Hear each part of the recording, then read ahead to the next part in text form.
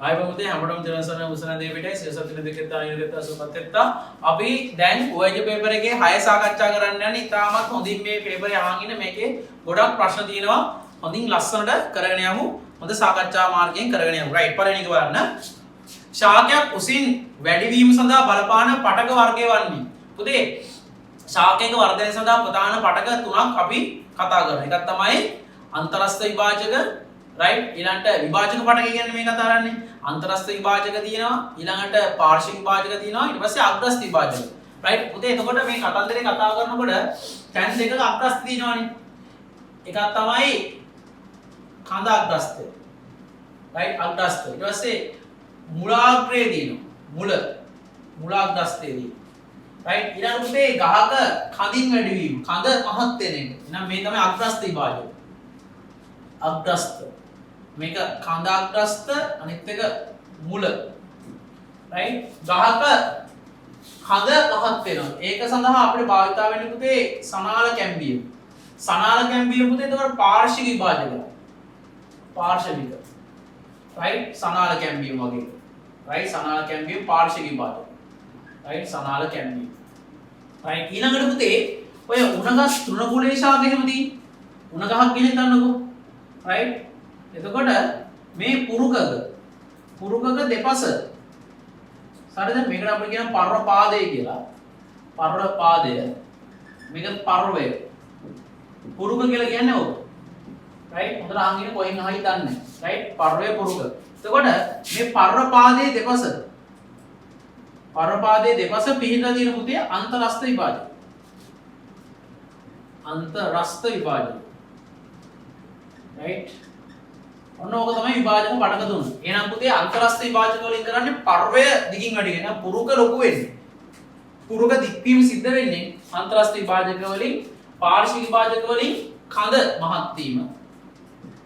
කඳ මහත් වීම තමයි වෙන්නේ. රයිට්. අන්තරස්ථ විභාජක වලින් වෙන්නේ මොකද්ද? පුරුක්. මම මේ ස්කෙටිල් ලියනවා ලියා ගන්න. පුරුක් දික්වීම. රයිට්. එතකොට අග්‍රස්ථ විභාජක මගින් ගහ උසින් වැඩිවීම. ගස උසින් වැඩිවීම. මේක මුල් දික්වීම. ඔන්න ඔය කියන කතන්දර වලින් තමයි එන්නේ. එතකොට පුතේ අග්‍රස්ථ විභාජක, පාර්ශ්වික විභාජක සහ අන්තරස්ථ විභාජක කියලා විභාජක පටක වර්ග තුනක් අපි කතා බහ කරනවා. එතකොට පුතේ අග්‍රස්ථ විභාජක මගින් කඳ උසින් වැඩි වෙනවා, මුල දික්වීම සිද්ධ වෙනවා. පාර්ශ්වික විභාජක මගින් කඳ මහත් වෙනවා. අන්තරස්ථ විභාජක මගින් තෘණකුලයේ වගේ ශාකවල පුතේ උක් වගේ ශාකවල, උණ වගේ ශාකවල අර තින පුරුක, පර්වපාදයේ දෙපස තියෙන පුරුක්, මැද තියෙන පුරුක විශාලත්වය වැඩි කිරීම සිද්ධ කරනවා. නම් පර්වපාදයේ දෙපස තමයි පුතේ අන්තරස්ථ විභාජක පිටානේ අලුතෙන් සෛල නිර්මාණය කර පර්වය විශාලත්වයෙන් වැඩි කරනවා. පිළිතුරු අංක අපි වරමු. රයිට්. ප්‍රශ්න අංකේ 1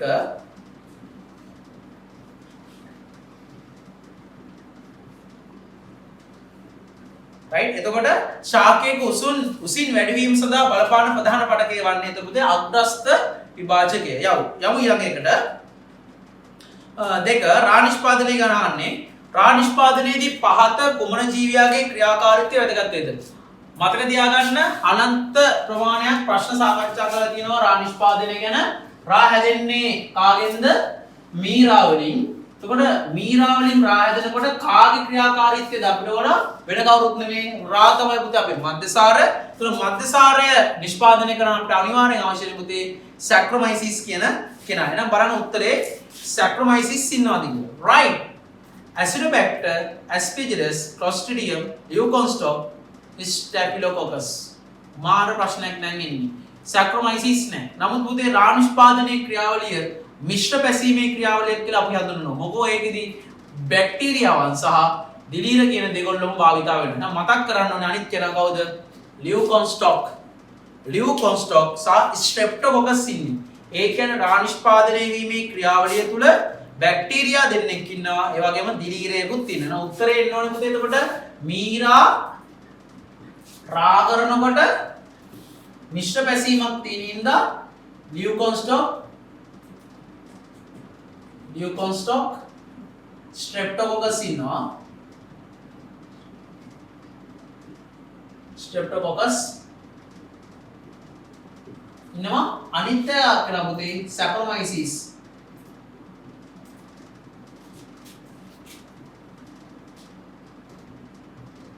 නේද? ඒක උත්තරෙන්නේ ලියුකොස්ටොක්. සැක්‍රොමයිසිස් නැත්තම් ස්ට්‍රෙප්ටොකොකස් හෝ ලියුකොස්ටොක් තමයි අපිට පිළිතුරු විදිහට ගන්න සිද්ධ වෙන්නේ. රයිට්. අපි ඊළඟ ප්‍රශ්නට යනවා.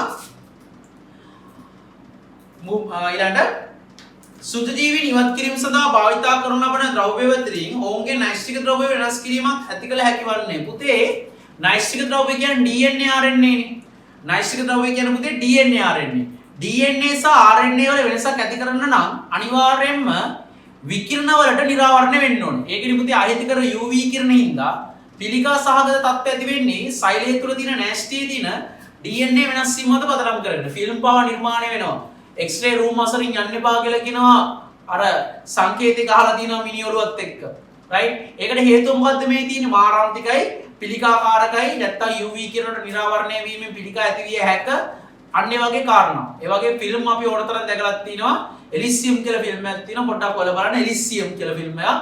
right? චාල්ස් වැල්බර්ග් ඉන්නේ ඒකේ right නිරාවරණය වෙන පුතේ විකිරණ වලට විකිරණ නිරාවරණය වෙලා එයාගේ සුව කරන්න නම් අභ්‍යවකාශය තුල නිර්මාණය කරන ලද පෘථිවිවාසීන්ගේම අභ්‍යවකාශ නිවහනක් වෙත යන්න සිද්ධ වෙනවා. එතකොට එයා ඒකෙදි ඒක කොහොම හරි ඇචීව් කරලා ඒක කරගන්න. ඒ කියන්නේ විකිරණ වලට නිරාවරණය වුණාම පුතේ අපේ තියෙන සෛලවල තියෙන නැස්ටියේ තියෙන DNA RNA වෙනස් වෙනවා. ඒකෙන් පුතේ සෛල විකෘති තත්ත්වයටපත් වෙනවා. බැක්ටීරියාවන්ටත් එහෙම. එහෙනම් UV කිරණ භාවිතා කළ පුතේ සුද්ධජීවීන් විනාශ කිරීමේ හැකියාවක් තියෙන හින්දා අපජලය පිරියම් කිරීමේ ක්‍රියාවලිය අවසාන ක්‍රියාවලිය නැත්නම් සුද්ධජීවීන්ගේ විස බීජ හරණය කියන ක්‍රියාවලිය තුලදී අපි UV කිරණ ඕසෝන් සහ ක්ලෝරින් භාවිතා කරනවා කියලා මතක ඇති. එහෙනම් UV ඕසෝන් සහ ක්ලෝරින් භාවිතා කිරීමෙන් සුද්ධජීවී විනාශ කරන්න පුළුවන්. මෙතනදී UV භාවිතා කරනවා. UV භාවිතා කිරීමෙන් බැක්ටීරියාවල සුද්ධජීවීන්ගේ DNA වලට පහර දීම සිද්ධ කරන්න පුළුවන්. එහෙනම් සුද්ධජීවීන් ඉවත් කිරීම සඳහා භාවිතා කරන ලබන ද්‍රව්‍ය අතරින් ඔවුන්ගේ නෛෂ්ටික ද්‍රව්‍ය වෙනස් කිරීමක් ඇති කළ හැකි වන්නේ කාටද පුතේ? UV කිරණ වලට. රයිට්. ඊට හතරෙන් ප්‍රශ්නට යන්න. පහත සඳහන් ඒවා අතරින් ශක්තිය ඒකක නොවන්නේ. පුතේ ජූල් කියන්නේ ශක්තිය. ඊළඟට වර්ග මීටර නිව්ටන්. වර්ග මීටර නිව්ටන් කියලා කතන්දරයක් අපි අහලත් නැහැ. එහෙනම් ඒක තමයි උත්තරේ. මේක වැරදි. මේකේ ශක්තිය ඒකකයක් නෙමෙයි වර්ග මීටර නිව්ටන් කියන එකක් ඇත්තේ නැහැ පුතේ. කැල් කියන්නේ කැලරි කියන්නේ. ශක්තිමයින ඒකකයක් පුතේ ඔය බිස්කට් පැකට් වල පාව තාමත් ගහලා තියෙනවා. වැඩිපුර කැලරි දහනයක් කිරීම සඳහා හොඳට දුවන්න එක්සර්සයිස් කරන්න කියලා අපි කියනවා. HP කියන්නේ පුතේ සාමාන්‍ය අපි කතා කරනකොට ඔක සිංහල තේරුම අශ්ව බල කියන එක. ඉංග්‍රීසියෙන් කියනවා හෝස් පවර් කියන එක. එතකොට තාමත් පුතේ එන්ජින් වල right එන්ජින් වල ඔය කියන ජවය මැනීමට අපි ජවයක් කියන කතා කරනකොට මේක පුතේ අර ශක්තියත් එක්ක කියන එකක් කියලා මේක හෝස් පවර් එන්ජිමක්. හෝස් පවර් 12ක එන්ජිමක් යන ආදි වශයෙන් කියනවා. ඊපස්සේ BTU කියන්නේ British Thermal Unit. ඔය British Thermal Unit එක ගැන පුතේ අපිට කතා කරන්න පුළුවන් AC වල ෆ්‍රිජ් වල ඔය British Thermal Unit කියන BTU කියන එක තියෙන. ඒතකොට ශක්තිය ඒකක විදියට ඒව භාවිතා වෙලා තියෙනවා. තාමත් භාවිතා කරන උත්තේ දෙක තමයි පුතේ උත්තරේ. ඒක වර්ග මීටර නිව්ටන් කියන එක ශක්තිමයින ඒකකයක් නෙමෙයි. පස්වෙනි ප්‍රශ්නෙත් එක්ක ඔයගොල්ලෝ ගොඩක් පැකිලෙනවා ඇති උත්තරේ ගන්නේ කොහොමද කියලා. පාසඳාන ප්‍රතික්‍රියා අතරින් වේගවත්ම ප්‍රතික්‍රියාව වන්නේ ප්‍රභා සංශ්ලේෂණයේ ලෝහ මලණය වීම, කැල්සියම් කාබනේට් වියෝජනය වීම, මැග්නීසියම් ක්ලෝරින් වැනි ලෝහ ජලය සමග දක්වන ප්‍රතික්‍රියාව, පොලිතින් වැනි බහු අවයවවල වියෝජනය. බොතෝ කෝටික ප්‍රශ්නයක් විදිහට හිතන්න පුළුවන්. නමුත් පුතේ ලෝහ මලණය වීම ගැන ගන්න. දැන් අපි හાર્ඩ්වෙයාර් එකකින් අලුත් ඇණයක් අරන් එනවා. හොඳේ? අලුත් ඇණයක් අරන් එනවා හાર્ඩ්වෙයාර් එකකින්. හાર્ඩ්වෙයාර් එකකින් අලුත් ඇණයක් අරන් ආවට පස්සේ ගෙදර එනකොට ඇනේ කුඩු හැලෙනවද? එහෙම අරන් එනවා නම් පුතේ ඔබ කුඩු ගහලා එක්කෝ. රයිට්? එහෙම හැලෙන්නේ නැහැ.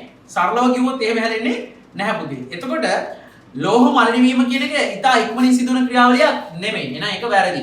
ඊළඟට කැල්සියම් කාබනේට් වියෝජනය. කැල්සියම් කාබනේට් වියෝජනය පුතේ නිකම්ම සිද්ධ වෙන්නේ අති උෂ්ණත්වයකට සෙෂන් එක 900 වගේ උෂ්ණත්වයකට පත් කරන්නත් ඕන. හුණු පූර්ණ වල කරන්නේ ඒකනේ. කැල්සියම් කාබනේට් වියෝජනය කළා කැල්සියම් ඔක්සයිඩ් සහ කාබන් ඩයොක්සයිඩ් නිර්මාණය කරනවා. ඕක ඔලෙවල වා තිබ්බ දෙයක්.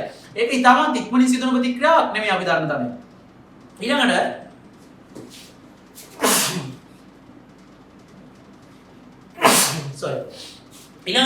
මැග්නීසියම් ක්ලෝරින් වැනි ලෝහ ජලය සමග ප්‍රතික්‍රියාව. ක්ලෝරින් කියන්නේ ලෝහයක් නෙමෙයි. එන උත්තරේ කොහොමද වැරදි. පොලිතින් වැනි බහු අවයවයකට වියෝජනය. පුතේ පොලිතින් බෑගයක් ගෙදර අරන් යනකොට පුස්සිටියෙන් අරගෙන බඩු ටික දාගෙන ගෙදර යනකොට බඩු ටික බිම හෙල්ලලා තියෙනෝනේ. ෆුඩ් සිටියෙන් අරන් ආව පොලිතින් බෑග් එක ඉක්මනින් වියෝජනය වෙලා. එහෙම පුතේ පොලිතින් ඉක්මනින් වියෝජනය වෙන දෙයක් නෙමෙයි. අවුරුදු 300ක් 400ක් 500ක් වගේ කාලයක් පොලිතින් පෘථිවිය තුල ඒ කියන්නේ මේ කියන වියෝජනයට ලක් නොවි පවතින පිළිතුර එන්නේ ප්‍රභා සංශ්ලේෂණය. පුතේ හිරු එළිය හොඳින් තියෙනකොට ප්‍රභා සංශ්ලේෂණ ශීඝ්‍රතාව අති වේගවත්ව සිද්ධ වෙනවා. පැහැදිලිනේ? කාබන් ඩයොක්සයිඩ් සහ ජලය කොච්චර තිබ්බත් වැඩක් නැත්තේ නෑ පුතේ. හිරු එළිය මදි නම් ප්‍රභා සංශ්ලේෂණ ශීඝ්‍රතාවය අඩුයි. නමුත් පුතේ ප්‍රභා සංශ්ලේෂණ ප්‍රතික්‍රියාව ගැන කතා කරොත් හිරු එළිය තියෙනකොට ප්‍රභා සංශ්ලේෂණ ප්‍රතික්‍රියාව ඉතාමත්ම වේගයෙන් සිද්ධ කරන්න හැකියාවක් අපිට තියෙනවා. එහෙනම් පිළිතුරු අංක එන්නේ 1. එහෙනම් 5 පිළිතුර 1.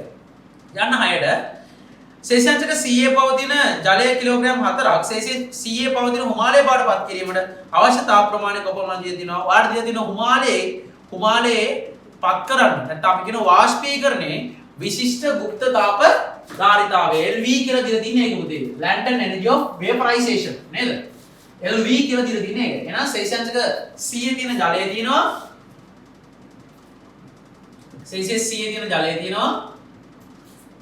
සම්පූර්ණයෙන් පත් කරන්න ඕනේ සෙල්සියස් 100 හිමාලය වාඩ සෙල්සියස් 100 හිමාලය වාඩ අවශ්‍ය තාප ප්‍රමාණය අපි ගන්න දානවා Q = ml right ස්කන්ධයේ කිලෝග්‍රෑම් 4යි පුතේ උෂ්ණත්ව වෙනස් වීමක් සිද්ධ වෙන්නේ නැහැ මේ තමයි පුතේ විශිෂ්ට තාපධාරිතාවය විලයනේ විශිෂ්ට ගුප්ත තාපධාරිතාවය වාෂ්පීකරණයේ විශිෂ්ට ගුප්ත තාපධාරිතාවය 2.26 ගුණ කිරීම 10/6 right එහෙනම් 4.4 ගුණ කරන්න පුතේ 2.26. එතකොට අපිට උත්තර එනවා මේක ආසන වශයෙන් ගන්න පුළුවන් 10/6ට ගත්තොත් උත්තරේ 9.04 ගුණ කිරීම 10/6. 9.04 ගුණ කිරීම 10/6ක් ජූල් කියලා අපිට ගන්න පුළුවන්. 9.04 ගුණ කිරීම 10/6යි ජූල් කියලා ගන්න පුළුවන්. පිළිතුරු අංක බලන්න 3 එන්නේ. පිළිතුරු අංක 3 අපිට ලබා ගැනීමේ හැකියාවක් තියෙනවා. සුළු කළ බලන්න හරියට මේ උත්තරේ වෙනවද කියලා. right 4.4 ගුණ කිරීම 2.26. right ඊළඟ එකට යන්න. පාසනා විටමින් අතරින් ජලයේ දිවෙන විටමින් වන්නේ. පුතේ විටමින් වර්ග අපි ප්‍රධාන වශයෙන් කතා කරනවා 6ක් ගැන. A D E K සහ B C. right ඔතනින් දෙන්නේ ජලද්‍රාවී. right ජලද්‍රාවී විටමින් right අනිත් 4 දෙනා මේදද්‍රාවී. කඩපාඩමේ මතක තියාගන්න ජලද්‍රාවී ඉන්නේ B හා C. මේදද්‍රාවී ඉන්නේ 4 දෙනයි A D E K ඇඩෙක්. මේ තමයි ජලද්‍රාවී දෙන්නා B හා C. මේදද්‍රාවී 4 දෙනෙක් ඉන්නවා A D E K කියලා. එහෙනම් A D E K තමයි මේදද්‍රාවී අය. එහෙනම් ජලද්‍රාවී එක්කෙනෙක් ඉන්නවා විටමින් B ජලද්‍රාවී. උත්තරේ පිළිතුරු අංක 2. right යන්න ප්‍රශ්න අංක 8ට right ද්‍රව ස්ථිතියට එන්න ඉස්සෙල්ලා පොඩි ඔළුවට දැමිල්ලක් මේ කරන්නේ අපි එහෙමයි පුතේ ප්‍රශ්න කරන්නේ පාඩමට ඉස්සෙල්ලා ප්‍රශ්න තියෙනවා ස්කන්ධයේ කිලෝග්‍රෑම් 50ක් වන වස්තුවක් විස්ථාපිත ජල බඳුනකට දැම්මට පස්සේ එහි පරිමාව මිලිලීටර් 4000ක් වෙනවා ජල පරිමාව විස්ථාපනය වෙනවාදී වස්තුවේ සාපේක්ෂ ඝනත්වය සොයන්න පුතේ ඔක්කොම ඉස්සෙල්ලා කියන්න සාපේක්ෂ ඝනත්වය කියන එක තේරුම සාපේක්ෂ ඝනත්වය කියලා කියන්නේ පුතේ යම් වස්තුවක ඝනත්වය ජලයේ ඝනත්වය හා සංසන්දනය කරලා කියනවා.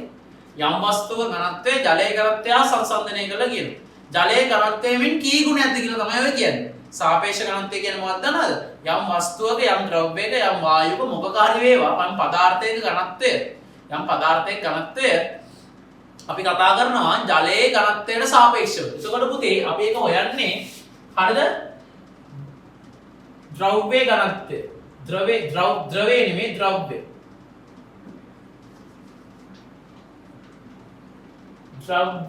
घनत्वය සැබෑ ඝනත්වය ගැන මේ කියන්නේ වේදනාව ජලයේ ඝනත්වය right ඕකනේ සාපේක්ෂ ඝනත්වය කියන්නේ ජලයේ ඝනත්වය දන්නවා ජලයේ ඝනත්වය 1000යි දැන් මෙයාගේ ඝනත්වය 1000යි. හතරාන් ඉන්න අපිට එන මෙයාගේ ඝනත්වය තමයි ඕනේ. අපි අර D1 කියමුකෝ. D1. පුතේ විස්ථාපිත ජල බඳුන කියන්නේ මොකද්ද? සාමාන්‍ය පෙළේදී තිබ්බවන මතක ඇති වෙයි. හයි දැන් මතක් කරගන්න.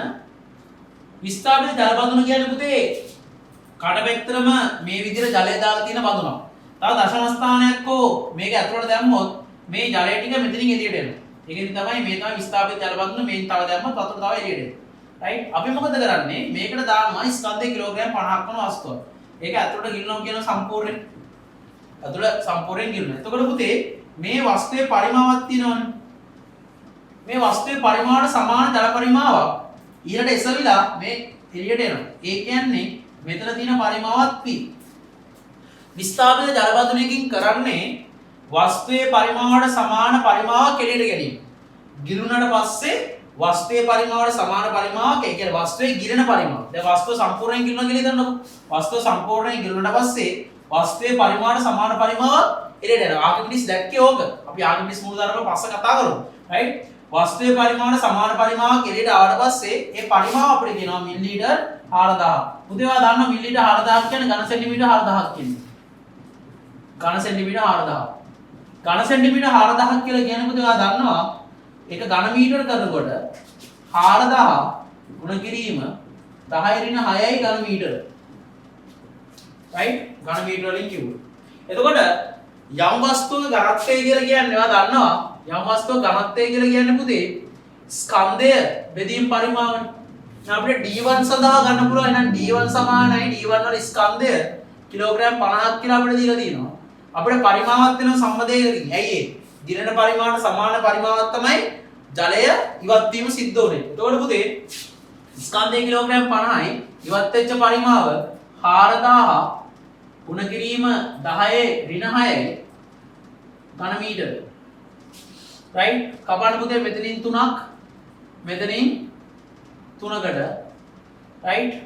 එතකොට d1 සමානයි 50 ගුණ කිරීම 10 ඍණ 3 උඩ එනකොට ධන 3 වෙනවා. බෙදීම 4. දැන් d1 සමානයි අපිට එනවා පුතේ 50 4 බෙලුවම 12.5යි 10 බල 3 කියලා. ඝන මීටරයට කිලෝග්‍රෑම්. රයිට්? ඝන මීටරයට කිලෝග්‍රෑම්. ඍණ දර්ශක උඩට යනකොට ධන දර්ශක උඩ යනකොට ඍණ දර්ශක වෙනවා. රයිට්? එහෙනම් 12.5ක් එනම් සාපේක්ෂ ඝනත්වය වස්තුවේ සාපේක්ෂ ඝනත්වය සමානයි. ද්‍රව්‍ය ඝනත්වය d1 කීයක් ආවද? 12.5 ගුණ කිරීම 10 බල 3යි kg m ඍණ 3. ජලයේ ඝනත්වයෙන් බෙදන්න 10යි 10යි kg m ඍණ. ඔයාලට දැන් පැහැදිලි පේන ඕන කාරණා තමයි ඒකක කැපෙනවා. සාපේක්ෂ ඝනත්වයට ඒකක නැහැ නේ පුතේ නේද? රයිට්? දැන් 10 බල 3 කැපෙන උත්තරේ 12.5 කියලා අපිට එනවා. ඝන 12.5 කියලා කෙලින්ම ඒකකයේ විතරක් එනවා. ඒකකයක් නැතු වෙනවා 12.5 කියලා. උත්තරේ එන්නේ පුතේ පිළිතුරු අංක 5 තමයි උත්තරේ ගන්න වෙන්නේ. එහෙනම් පිළිතුරු අංක 5. පිළිතුරු අංක 5 පුතේ උත්තරය. රයිට්? යන්න 9 වෙනි ප්‍රශ්නෙට. 9 වෙනි ප්‍රශ්නේ.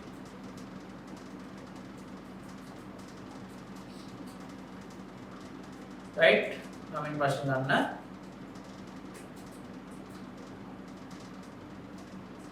ගෘහ විදුලි පරිපථයක මේ ගන්න හදාගෙන ඉවර කරගන්න. රයිට්? මේ ගන්න හදාගෙන ඉවර කරගන්න. රයිට්? ගෘහ විදුලි පරිපථයක පවතින සන්නායක රැහැන් තුලින් තප්පර 10ක් තුලදී I නැමැති ධාරාවක් ගලා යෑමේදී 5500ක ජූල් තාප ප්‍රමාණයක් හටගන්නවලු. පරිපථයේ වෝල්ටීයතාව 110ක් නම් I සොයන්න කියලා තියෙනවා. උදේ එතකොට මේ තමයි ජූල් නියමය යොදන අවස්ථාව. ජූල් නියමය යොදන්න අපි කියා දුන්න පුතේ විද්‍යුතය පාඩමේදී කොහොමද ජූල් නියමය කියන්නේ? P සමානයි VI සමගින් ඊට පස්සේ E සමානයි I වර්ගය RT අනන්ත වශයෙන් සූත්‍ර කීපයක් අපිට තිබ්බා. එතකොට පුතේ මේ තින්නේ සන්නායකයක්. ඒ සන්නායකය තුලින් කාලය තප්පර 10ක්. කාලය තප්පර 10ක් තුල ගලාගෙන යන ධාරාව දීලා තියෙනවා පුතේ I නැමැති ධාරාව. අපි දන්නේ නැහැ I නැමැති ධාරාව. හැබැයි ඒක යනකොට ශක්තිය නිකුත් වීම සිද්ධ වෙනවා 5500ක් ජූල් වලින්. ජූල් 5500ක් නිකුත් වීම සිද්ධ වෙනවා. වෝල්ටීයතාවය දීලා තිනවා. දෙකලර වෝල්ටීයතාවය අපිට දීලා තිනවා 110යි වෝල්ටේජ් එක කියලා. එහෙනම් ශක්තිය සහ වෝල්ටේජ් එකේ ධාරාවයි කාලයයි තියෙන සූත්‍රය E සමානයි IVT කියලා කියනවා. එතකොට අපිට හොයන්න තියෙන්නේ I. දැන් I කිව්වම E බෙදන්න VT වලින් සමානයි අපිට I. එහෙනම් E කියන්නේ 5500යි, V කියන්නේ 110යි, T කියන්නේ 10යි. බිංදු දෙකට බිංදු දෙක කැපුණා 55 11 බෙදුවම උත්තරේ පුතේ 5යි ඇම්පියර් කියලා එනවා. ධාරාව 5යි ඇම්පියර්. ලස්සන ගානක්, ලස්සන පැහැදිලිව පිළිවෙලට නම් 5යි ඇම්පියර් කියලා එනවා අපිට උත්තරේ. පිළිතුරු අංක 4. එහෙනම් 9 පිළිතුරු අංක 4 නේද? right? නිකුත් වෙච්ච ශක්තිය 5500යි, දෙකේන විභවාන්තරය පුතේ 110යි, ගත වෙච්ච කාලය තත්පර 10යි. එහෙනම් ගමන් කරපු ධාරාව හොයන්න නම් ශක්තිය, විභවාන්තරය, කාලය, ධාරාව තියෙන සූත්‍රය E සමානයි IVT නැත්නම් VIT කියලා කියනවා. right? එහෙනම් යන්න ප්‍රශ්න අංක 10ට.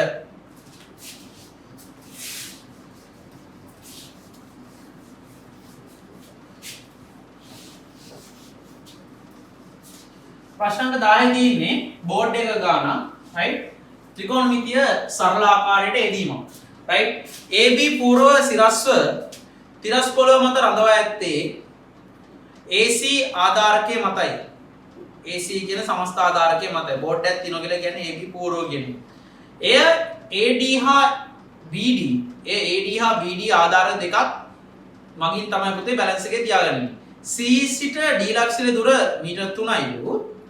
A හා B සිට D ලක්ෂයේ දකින A හා B සිට D ලක්ෂයේ දකින අවරෝහණ කෝණ පිළිවෙලින් 60 සහ 30 බැගි වෙනවලු. AB පූර්ව උසහන. right? කල්පනාකාරී වෙන්න රූපයක් ඇඳ ගන්න ඕන එතකොට. right? එතකොට මේ තමයි පළමු සටහන, මේ තමයි දෙවෙනි සටහන. right? පළමු සටහනේ තියෙනවා දැන් මෙතන ඉඳන් මෙතනට මීටර් 3ක්, මෙතන C, මෙතන D, මෙතන A, මෙතන B. දැන් පූර්ව තියෙන්නේ සයින් බෝඩ් එක. ඔන්න උතර තියෙන්නේ ඔහොම. right? අපෙන් අහන්නේ මෙන්න මේ කියලා තියෙන දත්ත ටිකක් තියෙනවා. B සිට C, BC A හා B සිට D ලක්ෂය නිරීක්ෂණය කරන අවරෝහණ කෝණ පිළිවෙලින්. අවරෝහණ කෝණ බලන්නේ S මට්ටමේ ඉඳන් පහළට, S මට්ටමේ ඉඳන් පහළට අවරෝහණ කෝණ බලන්නේ. ත්‍රිකෝණමිතිය පාඩමේ කියා දුන්නා. right? එතකොට මෙන්න මේ කෝණය 60යි. මේ කෝණය 30යි. right? එතකොට ඔන්න ඔකනේ අපෙන් කියන්නේ අවරෝහණ කෝණය කියලා. එතකොට මට කියන්න සරලව මේ කෝණේ තියනම් දැන් සමස්ත දැන් මේ ලොකු කෝණේ දැන් මෙහිම ඉසෙන්ට අකුර වෙනකොට ඒකාන්තර කෝණනේ පුතේ. එතකොට මේ කෝණේ 60යි. මේ කෝණේ 30යි. ඕකනේ වෙන්නේ. එතකොට මම මේ ටික මකලා දානවා. ඕනේ නැහැ නේද ඔක? මොන කෝණ ටික දුන්නා? ඒකාන්තර කෝණ සමානතාවයෙන් මම උත්තරේ ගන්න යන්නේ. right? අපෙන් අහන්නේ මොකද්ද? AB පූර්වයේ උස. ඒතර AB පූර්වයේ උස කියන්නේ මෙන්න මේ උස අහන්න. සරලව උස හොයාගන්න පුළුවන්. දැන් මෙතන කෝණයේ අංශක 30යි, මෙයා 60යි. right?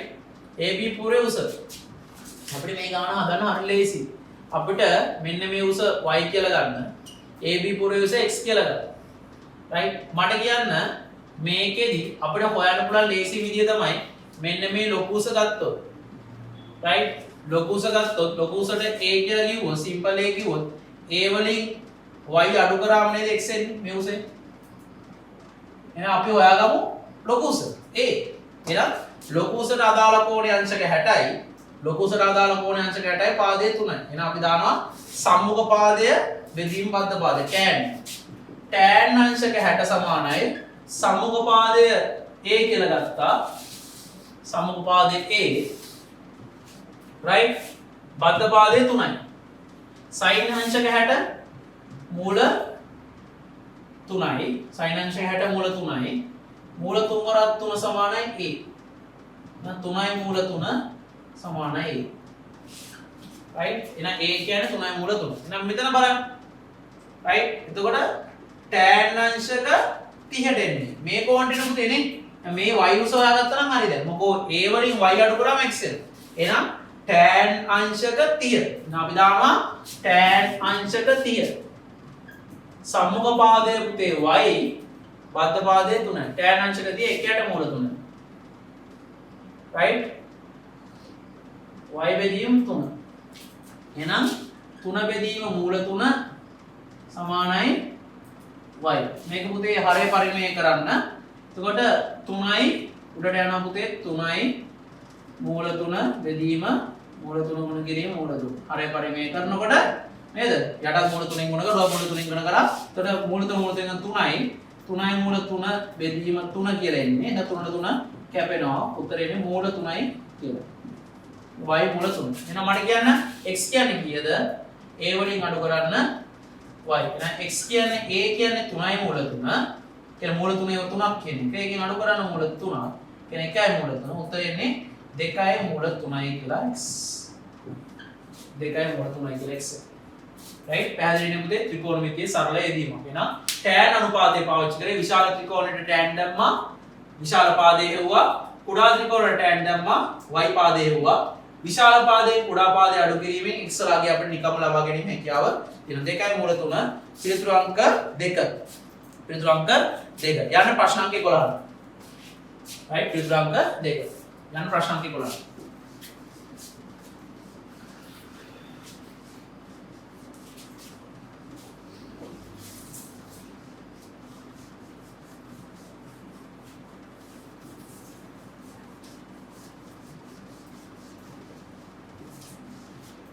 right what 50 ලෙස සලකුණු කර ඇති විදුලි බල්බයක 230 වෝල්ටේජ් සැපයීම ලබා දුන් විට ඒ තුලින් කරන ධාරාව කොපමණද? පුතේ P සමානයි VI. right P සමානයි VI. P කියන්නේ වොට් ගන්න. එතකොට වොට් 50යි. right V කියන්නේ අපිට දීලා තියෙනවා මෙතන 230යි කියලා. right අපෙන් අහන්නේ ධාරාව කීයද කියලා. එතකොට 50 බෙදන්න පුතේ 230යි. right 50 බෙදන්න 230න් මෙතන බිඳුව කැමරාව 5යි 50ට 23 42යි දශම 1යි කියනවා ඇම්පියර වලින් පිළිතුරු අංක 5 පිළිතුරු අංක 5 උත්තරේ එන්නේ right ඉතින් සරලම ගාන right p සමාන vi දාලා ගන්න තියෙන්නේ right 12 වෙනි ගානට යන්න අරේ දශම දෙකක් වන අරේ දශම දෙකයි වන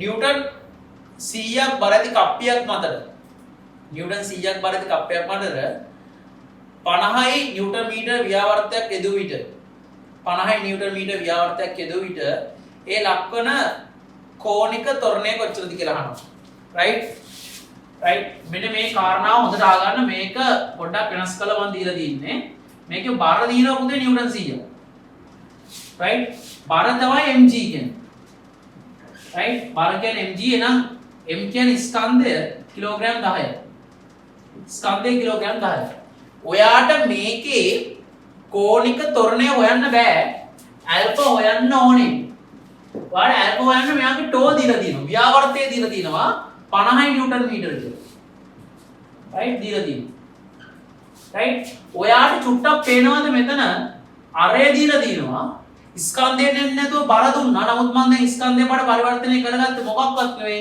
මට ඕන පුතේ ටෝ හොයා ගන්න නම් මේ ටෝ හොයා මේකේ ටෝ දීලා තිනවා නම් මට හොයා ගන්න වෙනවා පුතේ මේකේ අවස්ථිති පූර්ණය I. සාමාන්‍ය විභාගෙට මේ I වල සූත්‍ර දෙනවා. පුතේ I එන්නේ සාමාන්‍යයෙන් භාගයයි mr වර්ග. කැටි එක I එන්නේ සාමාන්‍යයෙන් භාගයයි mr වර්ග. එහෙනම් I කියන්නේ සාමාන්‍යයෙන් භාගයයි mr වර්ග. right එතකොට I සමාන වෙනවා භාගයයි ස්කන්ධය කිලෝග්‍රෑම් 10යි r කියන්නේ 0.2යි 0.2 වල 0.2 right එතකොට අපිට එන පුතේ 0.2කට මෙතන එකක් කැපුණා 1යි මෙහා කැපුණා උත්තරේ එනවා කෙලින් වෙනවා 0.2යි කියන kgm වල වර්ග. දැන් ආ කෙලින්ම ආදේශ කරන්න ටෝ සමානයි I අතෝ. දැන් ඇල්ෆා යන්නේ නැහැ. දැන් ටෝ සමානයි I අතෝ. right මේ සූත්‍රය ගොඩක් වෙලා දෙනවා. භාගයෙන් මර වර්ග කියන සූත්‍රය ගොඩක් වෙලාට දෙනවා. එහෙනම් ටෝ කියන්නේ පුතේ ව්‍යාවර්තය 50යි right I කියන්නේ පුතේ 0.2යි ඇල්ෆා. නම් 50 බෙදන්න 0.2 කියන්නේ 500 බෙදන්න 2කින් කියන එක. උත්තරේ 250යි red dash විල්ද අම්මෝ සෑහන් ලොක් ගන්න 250යි red dash විල්ද උත්තරේ පිළිතුරු අංක 3 12 පිළිතුරු අංක 3 අපිට ගන්න පුළුවන් 250යි red dash විල්ද දෙක කියලා right 250 එතකොට මේකේ හංගපු තැන තමයි ඔයා අවස්ථිති ගූර්ණයේ සූත්‍රය මෙතින් අවස්ථිති ගූර්ණයේ සූත්‍රය භාගයේ MR වල 31 රෝධයක ගොඩක් වෙලාවට ඕකේ තියෙන නමුත් ඔයාලට විභාගයට ඒක අහන්නේ නැහැ මම පොඩ්ඩක් වුණාට වැඩිපුර ගන්න මතක තියාගන්න කියන මොකෝ සමහරවිට අපිට ඒක අවශ්‍ය වෙන නිසා right සුප්‍රසිද්ධ ගානක් තියෙන 13 වෙනි ගාන right 13 වෙනි ගාන යාට යා සුප්‍රසිද්ධ ගානක් තියෙන්නේ අය මම සුප්‍රසිද්ධයි කියලා කියන්නේ ඔයා දන්නවා මේක අපේ පන්ති තුල අපි කතා කරන්නේ සමදීපාද ඍජුකෝණික ත්‍රිකෝණයක් තියෙනනේ ඒකට හේතුව බලමු මේ බලන්න මේ පොඩි දෙයක් තියෙන්නේ මතකනේ මේක අංශක 45 නම් මේක අංශක 45 කියලා දෙයක් තියෙනවා අහන දෙයක් නැහැ මෙතන කියද උතේ 90යි අපිට දෙනවා මේ පාද 10 මුල දෙකයි මේක දැක්ක ගමන් hina යනවා අපිට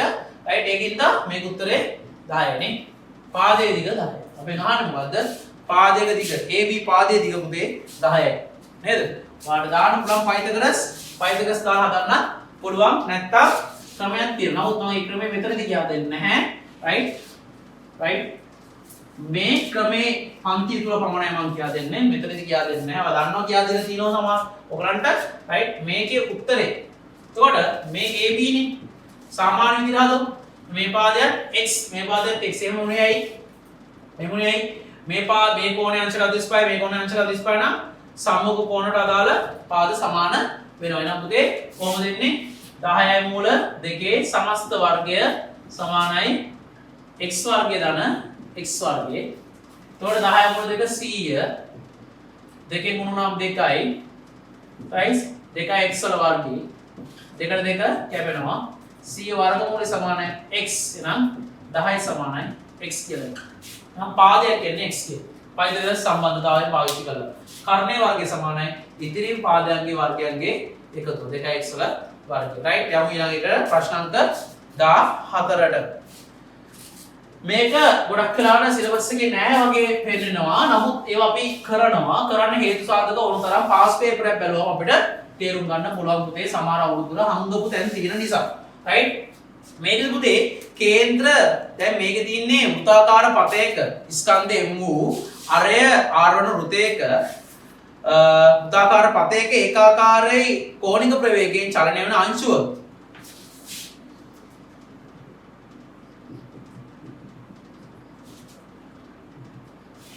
right අරය R ස්කන්ධයෙන් මෙයාගේ පුතේ කේන්ද්‍ර අපසාරී බලය මේ පැත්තට එදෙන බලයක් තියෙනවා. ඒකට ඒකෙන් තමයි පුතේ අර අපි මේව මොකක් හරි තන්තුවකට ස්කන්ධයකට ගහලා කැරගෙවම කේන්ද්‍රයෙන් ඉවතට බලයක් එදෙන හින්දා තමයි අපි තන්තුව අතහැරපුවම මේ වස්තුව ඉවතට විසි වෙලා යන්නේ. අපි ඇඟ පැත්තට එන්නේ නැහැ නේ. ඒක තමයි කේන්ද්‍ර අපසාරී බලය. කේන්ද්‍ර අපසාරී බලයේ පුතේ ප්‍රධාන සූත්‍රයක් තියෙනවා. හරිද අතන පුතේ? right F සමානයි m v වර්ගයේ බෙදීම r. භ්‍රමණ චලිතයේදී අපි කතා කරනවා ස්පර්ශීය ප්‍රවේගය v.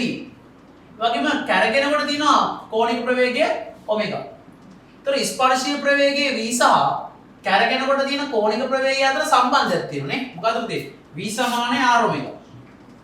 v සමානයි r ඔමෙගා. එතකොට v කියන එක කියනවා එන්නොට මට දාන්න හැකි r ඔමෙගා. එතකොට දාලා බලන්න v වෙනකොට r ඔමෙගා ඔමෙගා වර්ගයේ r වර්ගය බෙදීම r m තියෙනවා අපිට. ස්කන්ධය m තියෙනවා. එක r කෙනෙක් කැවෙන. එතකොට f සමානයි m r වර්ගයේ ඔමෙගා කියලා අපිට අවසානයේ ලියන්න පුළුවන්. m r වර්ගයේ ඔමෙගා. ඔන්නෝම උත්තරයක් තමයි අපිට අවසානයේ ලැබෙන්නේ. පුතේ කෝණික චලිතයේදී මේ තමයි ස්පර්ශීය ප්‍රවේගය නේ. ස්පර්ශීය ප්‍රවේගය. ඔමෙගා කියන්නේ කෝණික ප්‍රවේගය. උතන w කියලා වැදිලා ඇත්තේ මේ තමයි කෝණික ප්‍රවේගය. අරය r. එතකොට අපි දන්නවා ස්පර්ශීය ප්‍රවේගයයි කෝණික ප්‍රවේගය අතර සම්බන්ධතාවය v සමානයි r ඔමෙගා. v සමානයි r ඔමෙගා. right එහෙනම් උත්තරේ එන පුතේ m ඔමෙගා වර්ගය r m r වර්ගය m r වර්ගය sorry m ඔමෙගා වර්ගය r m r ඔමෙගා වර්ගය තිබ්බ කියලා නේද? එහෙනම් උත්තරේ පිළිතුරු අංක 3. පිළිතුරු අංක 3 r r කැපෙනවනේ m r ඔමෙගා වර්ගය. හදාගන්න ගන්න හරියට පැහැදිලිද? 14 වෙනි ගණන අවසානයි. පොඩි ප්‍රශ්නයක් තියෙන්නේ පාස්වෙන එකේ IT කොටසක්. පරිගණක මෙහෙයුම් පද්ධතික කාර්යභාරයක් නොවන්නේ. පරිගණක මෙහෙයුම් පද්ධතික කාර්යභාරයක් නොවන්නේ කියලා අපෙන් අහන්නේ. ඒ කියන්නේ මේක කාර්යභාරයක් නෙමෙයි යාළුවෝ. එහෙනම් මොකද්ද මේකේ කාර්යභාරයක් නොවන්නේ? පුතේ මතක කල්පනාකරණය කරනවා. OS එක. ගොනු කල්පනාකරණය කරනවා. ආරක්ෂක කළමනාකරණය කරනවා, ක්‍රියාවලි කළමනාකරණය කරනවා, ඊට පස්සේ උපාංග කළමනාකරණය කරනවා. ජීවාංග කළමනාකරණයක් සිදු කරන්නේ නැහැ. එහෙනම් 15 වෙනි ප්‍රශ්නෙට පිළිතුරු අංක 4. right. අපි යමු ඊළඟට ස්ට්‍රක්චර් ප්‍රශ්න වලට.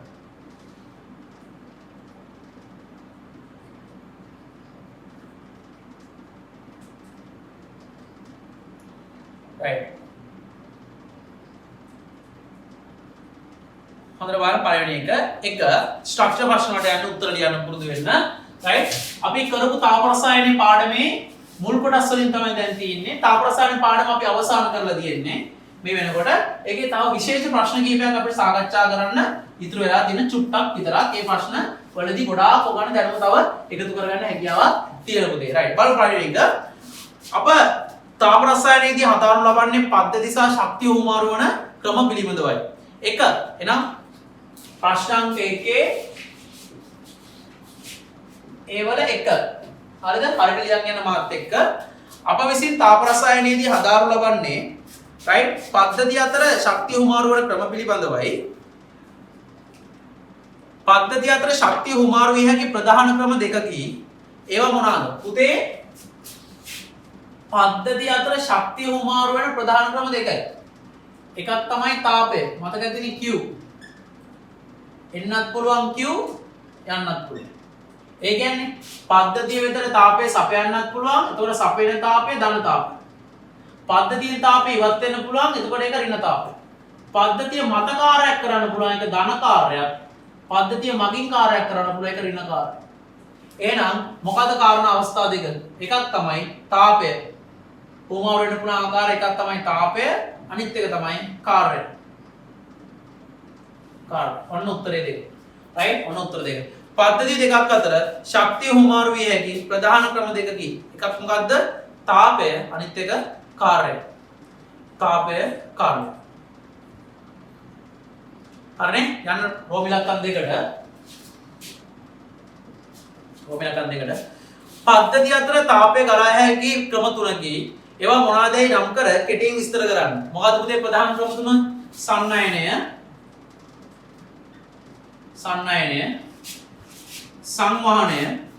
මම දැන් මේවා විස්තර කරනවා ලියන්නේ නැහැ. ඔයා ලියා ගන්න ඕනේ. විකිරණය. right? සන්නයනය, සංවහනය, විකිරණය. එතකොට පුතේ සන්නයනය කියන්නේ මොකද්ද? සන්නයනය කියන්නේ මතක තියාගන්න අංශු කම්පණය වීමෙන්. එතකොට දැන් මේ දණ්ඩ කියලා ගමුකෝ. මේ දණ්ඩේ අංශු කම්පණය වීමෙන් ඉදිරියට ගමන් කරන තාපය. අංශු කම්පණය වීමෙන්. අංශු කම්පණය වීමෙන් තාපය ඉදිරියට ගමන් කිරීමේ ක්‍රියාවලියට අපි කියන්නේ සන්නයනය කියලා. එහෙනම් ඝනයක අංශු කම්පණය වීමෙන් අංශුවෙන් අංශුවට ඉදිරියට තාපය ගමන් කිරීමේ ක්‍රමවේදයට අපි කියන්නේ සන්නයනය. සංවහනය කියන්නේ මොකද්ද? සංවහනය කියන්නේ ද්‍රව සහ වායු වල තාපය ගමන් කිරීමේ ක්‍රමවේදය. සංවහනයේදී සිද්ධ වෙන්නේ පුතේ රත් වෙච්ච අංශුව නිහල යනවා. දැන් සංවහනයේ කොටසදී ආ මතක් කරගන්න රත් වූ අංශුව නිහල යනවා. රත් වූ අංශුව නිහල ගිහිල්ලා ආයි පහළ වෙනවා සිසිල් වෙච්ච අංශුව. සීතල අංශුව නැවත වාරයක් කියලා ගිහිල්ලා නැවත වාරයක් පහළ වෙනවා. සංවහනය කියන එක. ඒතකොට සංවහනය කියන්නේ මොකද්ද? ද්‍රව සහ සංවහනය. ඒතකොට සන්නයනයේ ඝනවල සිදුවෙන අංශු කම්පණය වීමෙන් තාපය ගමන් කිරීමේ ක්‍රමවේදය. සංවහනය කියලා කියන්නේ මොකක්ද පුතේ? ද්‍රව සහ වායු වල අංශු කම්පණය වීමෙන්. ලියා ගන්නකො. ද්‍රව සහ වායු වල අංශු කම්පණය වීමෙන් අංශු කම්පණය වීමෙන් නෙමෙයි අංශු ගමන් කිරීමෙන්. කම්පනයක් නෙමෙයි ගමන් කිරීමෙන් කියලා දාන කෙලින්ම. අංශු ගමන් කිරීමෙන් තාපය සන්නයනය වීමෙන් තාපය සංක්‍රමණය වීමේ ක්‍රමවේදයයි. එනම් සංවහනයට එනම් අංශු එක් ස්ථානයක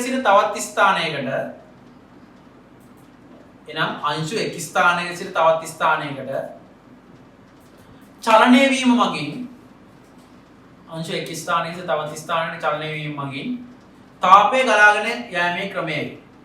තාපය කරගෙන යෑමේ ක්‍රමය තමයි සංවහනය කියන්නේ.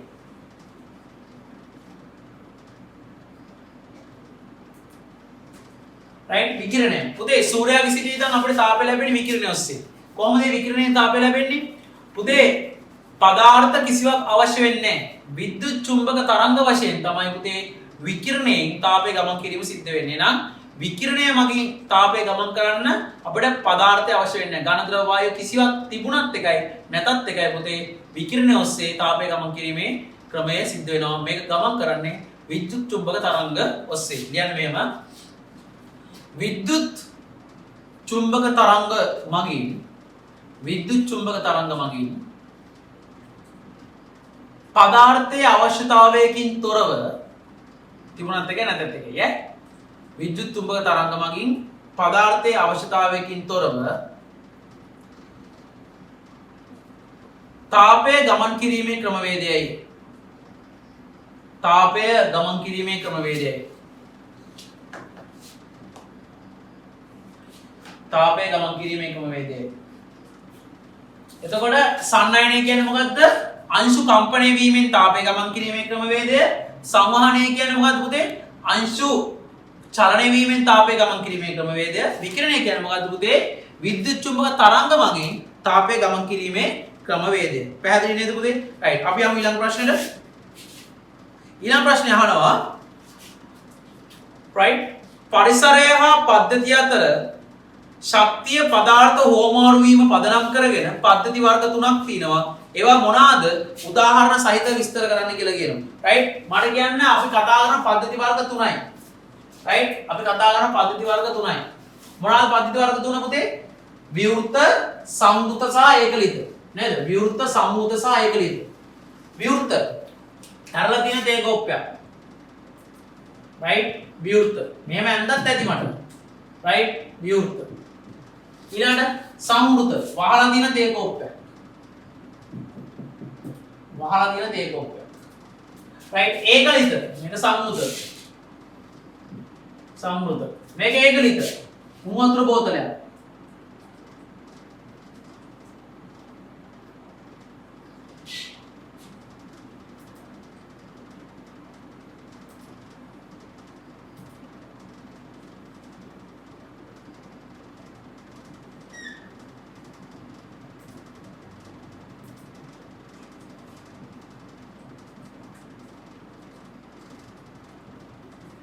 මුඩිය වසා ඇති උණු වතුර බෝතලයක් රයිට් එතකොට ඒක තමයි ඒකලිත ඔන්න අවස්ථා තුන මතක් කරගන්නත් ගන්න රයිට් විවෘත සම්මුත ඒකලිත දැන් විවෘත එකේ මොකද වෙන්නේ පුතේ පදාර්ථ උමාරු වෙනවා අරලානේ තියෙන කෝප්පේ පදාර්ථ උමාරු වෙනවා පදාර්ථ හරි ශක්තියත් උමාරු වෙනවා පදාර්ථත් හරි ශක්තියත් හරි ශක්තිය උමාරු සම්මුතයේ පදාර්ථ උමාරු වෙන්නේ නැහැ පුතේ පදාර්ථ උමාරු හැබැයි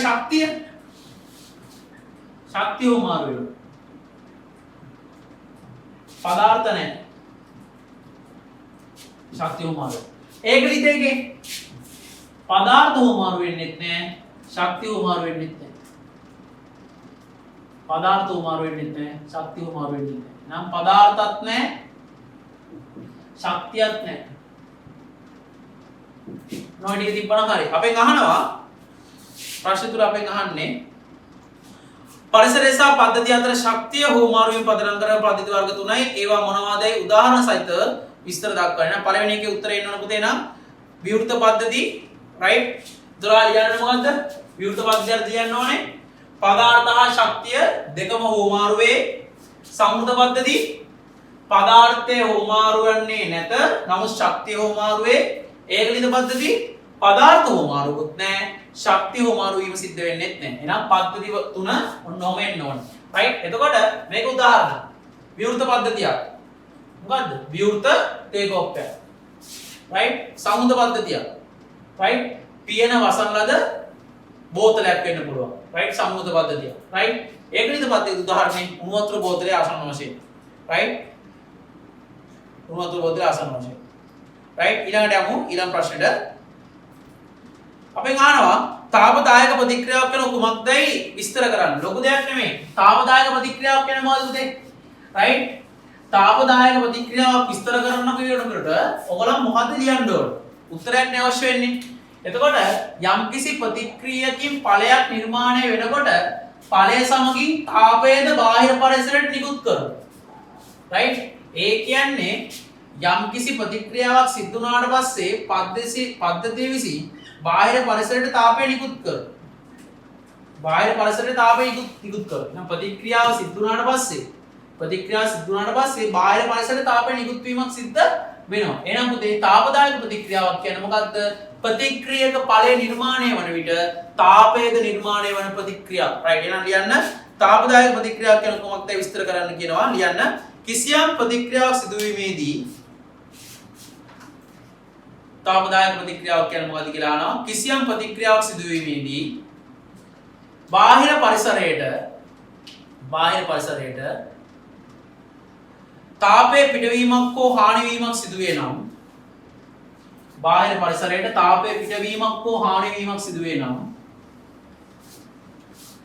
බාහිර පරිසරයට තාපයේ පිටවීමක් හෝ හානිවීමක් සිදුවේ නම් තාපදායක ප්‍රතික්‍රියාවක් ලෙස හඳුන්වයි. තාපදායක ප්‍රතික්‍රියාවක් ලෙස හඳුන්වයි. රයිට්? හතරවෙනි එක ඒක. අපි අහනවා තාපදායක ප්‍රතික්‍රියාව සඳහා ශක්ති සටහන. මතකද තාපදායක ප්‍රතික්‍රියාව සඳහා ශක්ති සටහන? එන්තල්පි ශක්ති සටහන ආන්නේ. මේක ලිව්වම ඇති මට. රයිට්? ප්‍රතික්‍රියා මාර්ග ශක්ති සටහන කියලා සටහනකුත් තියෙන ඒක ඕනේ නැහැ. දැන් පුතේ ප්‍රතික්‍රියක මේදී ප්‍රතික්‍රිය. රයිට්? එතකොට මෙයා ඵලයනේ. දැන් ශක්තිය වැඩි කවුද? ප්‍රතික්‍රියයි. මොකද ප්‍රතික්‍රියක සතු ශක්තිය තමයි B වලටත් දීලා තාපය විදිහට නිදාස් කරන්නේ. එහෙනම් ප්‍රතික්‍රියකින් උඩින්. රයිට්? ප්‍රතික්‍රියයි. A කියලා තිබ්බනම් ඇති. ඵල B.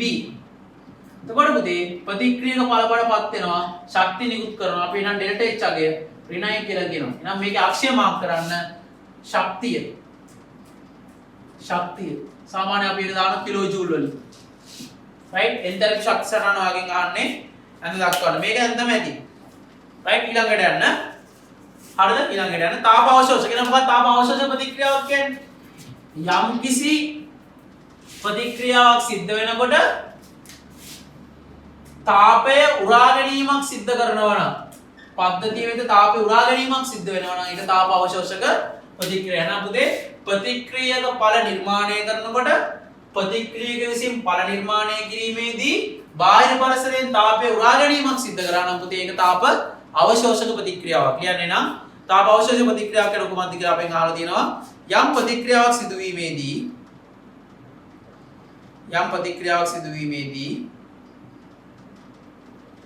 බාහිර පරිසරයෙන් තාපය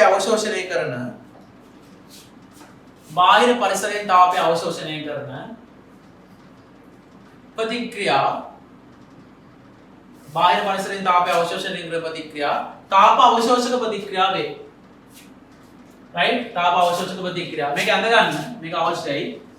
තාප අවශෝෂක ප්‍රතික්‍රියාව. එතකොට A කියන එක්කෙනා ඵලය බවටපත් වෙන්න තාපය උරා ගත්තා.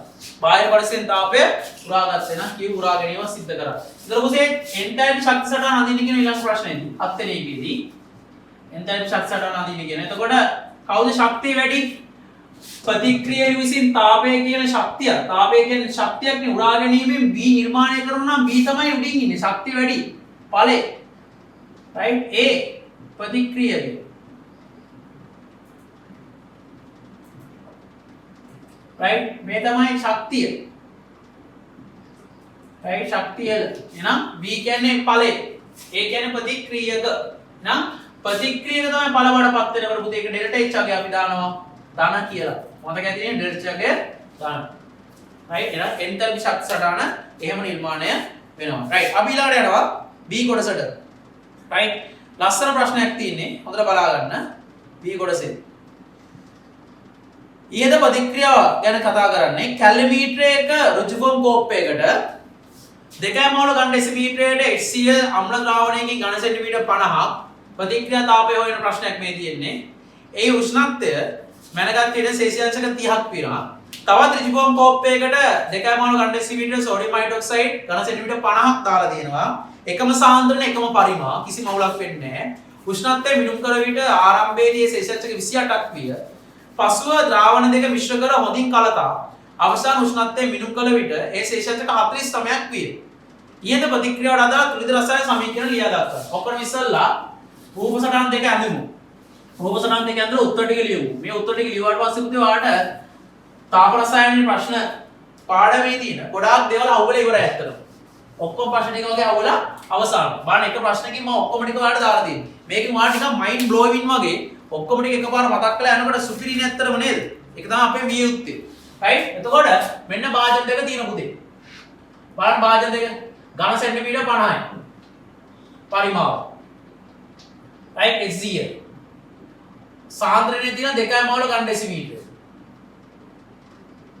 ඊළඟට අපිට ඉන්නවා සෝඩියම් හයිඩ්‍රොක්සයිඩ්. එයාත් ඝන සෙන්ටිමීටර් 50යි. එයාත් සාන්ද්‍රණය 2 මෝල් ඝන ඩෙසිමීටර. රයිට් මේ දෙන එකතු කරලා දැන් ආරම්භයේදී මෙයා උෂ්ණත්වය දීලා තියෙන පුතේ HCl වල අපිට සෙල්සියස් එක 30යි සෝඩියම් හයිඩ්‍රොක්සයිඩ් 28. ඒ කියන්නේ ආරම්භ උෂ්ණත්වය වෙනස්. රයිට් ආරම්භ උෂ්ණත්වය වෙනස්. මේ දෙන්න එකකට දානවා. ප්‍රතික්‍රියා මිශ්‍රණය. දැන් මෙතන නිර්මාණය වෙනවා තුලිත රසායන සමීකරණයෙන් බලමු. මේක උෂ්ණත්වය අපි මැනගමු 49 උපරිම උෂ්ණත්වය මිශ්‍රණය. right පළවෙනි ප්‍රශ්නේ අහනවා ඊට ප්‍රතික්‍රියාවට අදාළ තුලිත රසායන සමීකරණ ලියා දක්වන්න. මොකක්ද පුතේ තුලිත රසායන සමීකරණය? HCl සෝඩියම් හයිඩ්‍රොක්සයිඩ් ප්‍රතික්‍රියා කරාට පස්සේ හරිම ලේසියි නේද? මාරු කරන් යවන්න තියෙන්නේ. සෝඩියම් හයිඩ්‍රොක්සයිඩ් A+1 කියලා දාන්න ඕන. right plus HCl ඒකත් A+1 හැදෙන්නේ පුතේ කවුද? සෝඩියම් යන ක්ලෝරින් එක්ක OH යන හයිඩ්‍රජන් එක්ක. සෝඩියම් ක්ලෝරයිඩ් කියන ලවණය සහ H2O ජලය ලික්විඩ් කියලා අපි දානවා. එතකොට මේක ලවණ ද්‍රාවණයක් නිර්මාණය වීම සිද්ධ වෙනවා. right එහෙනම් ප්‍රතික්‍රියාව තුලිතයි. ආයි තුලිත ගන්න දෙයක් නැහැ. යනවා අංක දෙකට. ප්‍රශ්න අංක දෙක. ප්‍රතික්‍රියා නිසාවෙන් ඇති වූ තාප ශක්තිය කොපමණද? දැන් තාප ශක්තිය ගන්න මේ ප්‍රතික්‍රියා නිසාවෙන් ඇති වූ තාප ශක්තිය. එහෙනම් පුතේ අපිට මේකේ ගන්න වෙනවා ඇති වෙච්ච තාප ශක්තිය Q සමාන ms delta theta. right හොඳට ප්‍රශ්නේ බලා ගන්න. මේ ප්‍රතික්‍රියාව නිසා සිදු වූ තාප ශක්තිය ගණනය කරන්න නම් අපි මේ ප්‍රතික්‍රියාවේ තියෙන සමස්ත ස්කන්ධය දැනගන්න ඕනේ පරිමාවත් එක්ක. පරිමාව කීයද? 50යි 50 එන අවසන් පරිමාව 100. කියලා උපකල්පනය කරනවා. right එහෙනම් අපිට ඕන මේ ස්කන්ධය මේ උෂ්ණත්වය ඉහළ ගිය පුතේ මේ ස්කන්ධයනේ. මේක ස්කන්ධය හොයාගන්න. ස්කන්ධය හොයාගන්න නම් මේකේ ඝනත්වය ගන්න ඕන. පුතේ මේකේ ඝනත්වය අපි ආසන්න වශයෙන් ගන්නේ ජලයේ ඝනත්වයට සමානයි කියලා නේද? එකයි GCM රිඩ මේවා අපේ උපකල්පන ඈ රයිට් මේවා අපේ උපකල්පන එනම් ජලයේ ඝනත්වයට සමානයි නෑ S කියන්නේ විශිෂ්ට තාප ධාරිතාව අපි සාමාන්‍ය විශිෂ්ට තාප ධාරිතාව ජලයේ එක්කනට සමානයි 4.2යි J G ඍණ 1 C ඍණ 1 කියලා ගන්න වෙනවා S තොර අවසන් ද්‍රාවණය මේදී තොර අවසන් ද්‍රාවණයේ ස්කන්ධය ගන්න නම් අපිට ඝනත්වය ගන්න වෙනවා ජලයේ ඝනත්වයට ආසන්නයි කියලා ඝනත්වය ස්කන්ධය ගන්න නම් මේකේ ජලයේ ඝනත්වයට ආසන්නයි කියලා අපි ඝනත්වය ගන්න වෙනවා. dW. right එහෙනම් අපි කැල්කියුලේෂන් එක කරමු. එහෙනම් ඝනත්වය හොයමු. එහෙනම් ඝනත්වයේ ස්කන්ධය හොයමු. ස්කන්ධය සඳහා හොඳට මතක තියාගන්න ස්කන්ධය කියන්නේ උතේ ඝනත්ව පරිමාණ ගුණිතය. right අවසන් ද්‍රාවණ ස්කන්ධය. right ස්කන්ධය සමානයි ඝනත්වය 1යි GCM ඍණ 3 පරිමාණ පුතේ අපි ගත්තා 100ක් කියලා. CA ඝන සෙන්ටිමීටර. බලන්න කැපෙන හැටි. එහෙනම් ස්කන්ධේ නම ග්‍රෑම් CA. එහෙනම් ස්කන්ධය හරි.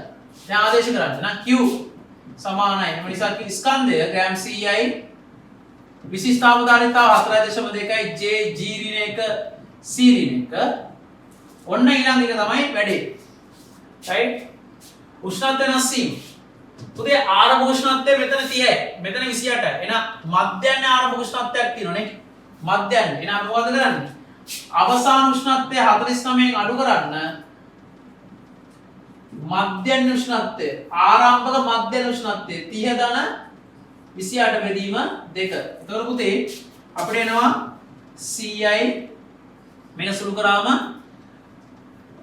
දාමු G ට G කපලා දාමු celsius ට celsius කපලා දාමු මට මෙතන උත්තරේ කියන්නේ 28යි 30යි දෙක කව කරාම 29යි 28යි 30යි කව කරාම 59යි 59යි දෙකෙන් බෙදුවා 29යි 29 වෙනවා මෙතන 20යි. එතකොට 100 ගුණ කිරීම 4.2 ගුණ කිරීම 20 කියලා අපිට එනවා ජූල් වලට. එතකොට පුතේ මේ දශම ස්ථානට මේක අයින් කරනවා 42 වරක් 2 84යි 84.2යි. ජූල් 8400ක තාප ප්‍රමාණයක් මෙතන නිෂ්පාදනය තියෙනවා. ජූල් 8400ක තාප ප්‍රමාණයක් මෙතන නිෂ්පාදනය වෙලා තියෙනවා. හරි. එහෙනම් ඒ කතන්දරේ නිමයි. හරියට හදාගන්න එනවා. අපි මොකද්ද කරේ? ස්කන්ධයෙන් ඝනත්වයේ ස්කන්ධය ගත්තා. ඝනත්වය ගත්තේ ඝන සෙන්ටිමීටරයට ග්‍රෑම් 1යි කියලා. ඝන සෙන්ටිමීටරයට ග්‍රෑම් 1යි කියලා ඝනත්වය ගත්තේ ජලයේ ඝනත්වය හා ආසන්න වශයෙන් සමානයි කියලා. right එහෙනම් දෙවෙනි ප්‍රශ්නෙත් හරි. තාප ප්‍රමාණය ගන්න එක. අද කියන්න මධ්‍යන ආරම්භ උෂ්ණත්වයක් ගන්න ඕනේ. මධ්‍යන ආරම්භ උෂ්ණත්වය කියන්නේ 30යි 28 එකතු කරලා දෙකෙන් බෙදලා ගන්න. එතකොට 29 කියලා එන්නේ. එතකොට 29 ඉඳන් 49 වෙනකන් වැඩි වෙන්නේ නේ.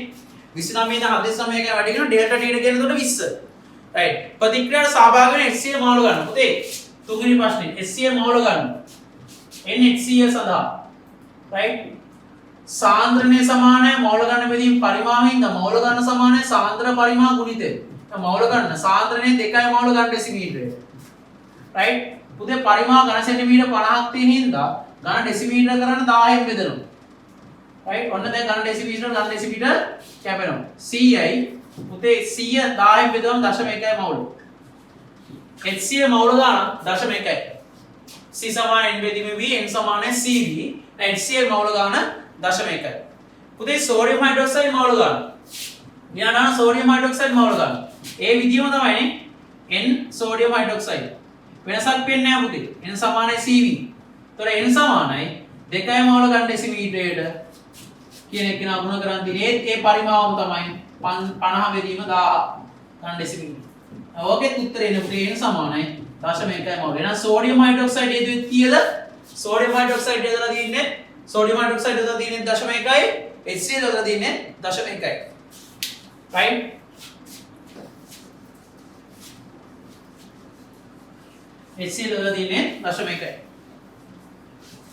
ඊළඟට අපේ ගාන ප්‍රතික්‍රියා තාපය. පුතේ ප්‍රතික්‍රියා තාපය කියන්නේ හැමතිස්සෙම භාවිතා කරන අයගෙන් එක මවුලයකට. භාවිතා කරන අයගෙන් එක මවුලයකට. දැන් මට කියන්න මේම ප්‍රතික්‍රියාව සිද්ධ වුණේ 0.1 අවස්ථාවේදී. ඒ කියන්නේ අපි යොදලා තිබ්බේ HCl 0.1යි. Sodium hydroxide 0.1. නමුත් ප්‍රතික්‍රියා තාපය ගණනය කරා අපි ප්‍රතික්‍රියා සිදුවෙච්ච තාපය ගණනය කරා මවුල එකකට දැන් දෙන්නගම තියෙන මවුල එකක් ඉඳලා අවුලක් ඇත්තෙම නැහැ. 0.1කට 8400ක් ආවනේ. ජූල් 8400ක් ආව 0.1කට. එහෙනම් එක මවුලයක් වුණා. කොච්චර තාපයක් පිට වේද? 84000ක් ජූල්. එහෙනම් පුතේ ප්‍රතික්‍රියා තාපය. ඒ නිසා ප්‍රතික්‍රියා තාපය දෙන්නම ඇසුරෙන් අපිට කිව්වට අවුලක් නැත්තේ නේ. ප්‍රතික්‍රියා තාපය 84000යි ජූල් කියලා කියන්න පුළුවන්. එහෙනම් පිළිතුර අංක ප්‍රශ්න අංක 5 පිළිතුර 84000යි 84000යි ජූල්.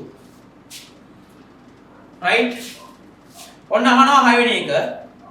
ඉහත ගණනය කිරීම වලදී සිදු කිරීමේදී පද්ධතිය සම්බන්ධ ඔබ සිදු කළ උපකල්පන තුනක්. මොකක්ද අපි කරපු උපකල්පන පුතේ? අපි කරපු උපකල්පන කිහිපයක් තියෙනවා. මොනවාද ඒ උපකල්පන? එකක් තමයි අවසන් ද්‍රාවණයේ ඝනත්වය ජලයේ ඝනත්වය හා සමානයි කියුව එක. අවසන් ද්‍රාවණයේ ඝනත්වය ජලයේ ඝනත්වය හා සමානයි කියුව එක. ඊළඟ එක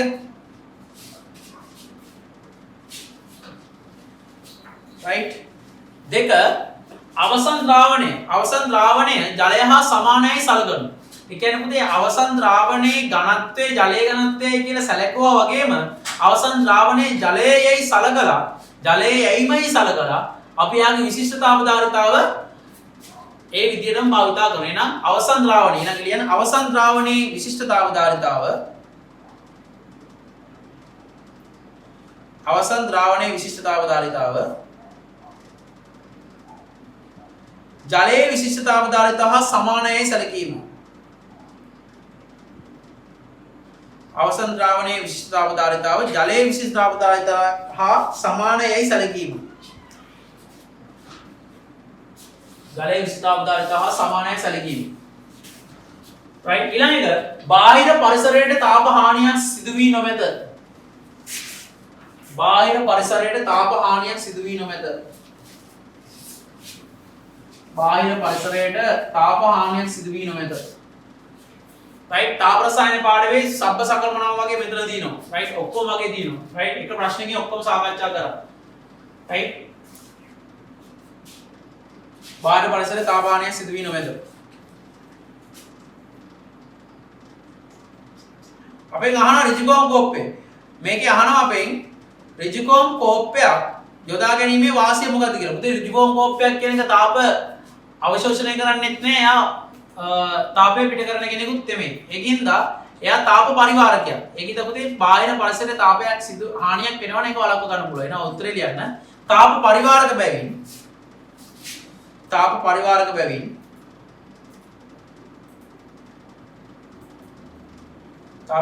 බැවින්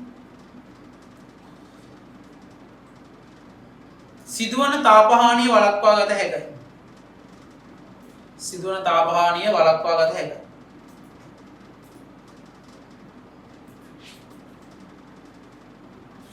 ඔන්න තාපයේ පාඩමේ සුපිරි ප්‍රශ්න ටිකක් තියෙනවා. හොඳට අවධානය යොමු කර අහන් ඉන්න පුතේ. ප්‍රශ්නෙත් එක්ක යමු. එසේ ප්‍රශ්න වලට එන්න, රචනා ප්‍රශ්න වලට එන්න. ප්‍රශ්නාංක 1 ප්‍රශ්නාංක 1 ඒකේ A තාපධාරිතාව. තාපධාරිතාව මතක් කරගන්නට අක්කාලා. වස්තුවක් තියෙනවා, තාපය සපයනවා, උෂ්ණත්වය සෙල්සියස් 1කින් හෝ කෙල්වින් 1කින් ඉහළයි. එච්චරයි. එතකොට අවශ්‍ය තාප ප්‍රමාණය ගැන තමයි කියන්නේ. ස්කන්ධය ගැන සඳහන් කරන්නේ නැහැ. යම් වස්තුවක උෂ්ණත්වය තාපධාරිතාව.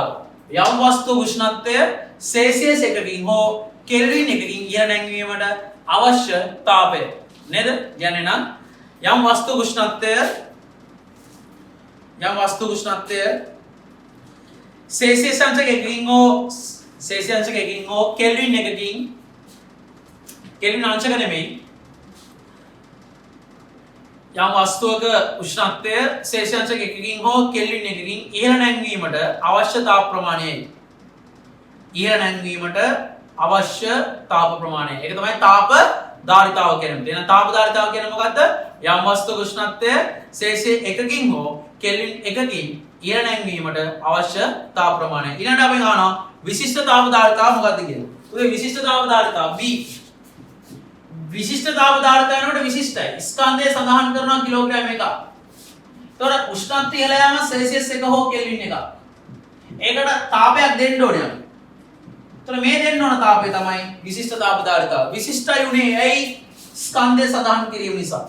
ඒකයි විශිෂ්ටයි උනේ. එහෙනම් පුතේ විශිෂ්ට තාප ධාරිතාව තමයි දෙන්න කරන්නේ. යම් වස්තුවක ස්කන්ධය කිලෝග්‍රෑම් 1ක් සෙල්සියස් 1කින් හෝ කෙල්වින් 1කින් ඉහළ නැංවීමට ලබා දිය යුතු තාප ප්‍රමාණය. කියන බලන්න යම් වස්තුවක ස්කන්ධය කිලෝග්‍රෑම් 1ක් සෙල්සියස් 1කින් හෝ කෙල්වින් 1කින් ඉහළ නැංවීමට ලබා දිය යුතු තාප ප්‍රමාණය. කියන්නේ නම් විශිෂ්ට තාප ධාරිතාවයට දෙයි යම් වස්තුවක ස්කන්ධය කිලෝග්‍රෑම් 1ක්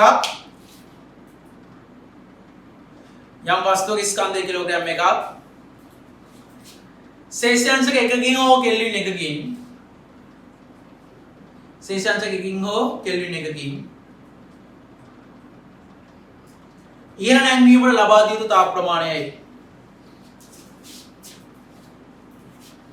ඉහළ නැංවීමට ලබා දිය යුතු තාප ප්‍රමාණයයි. right එහෙනම් තුන්වෙනි එකට එන්න. විලේනයේ විශිෂ්ට গুপ্ত තාප ධාරිතාව මොකක්ද කියලා අහනවා. විලේනයේ පුතේ විලේනයේ තියෙන මොකද්ද? මෙන්න ඝණයක්. එයා ඉන්නේ දැන් එයාගේ ද්‍රවාංග උෂ්ණත්වය. ද්‍රවාංග උෂ්ණත්වය කියන්නේ ඝණයක් ද්‍රවයක් වන අවස්ථාව.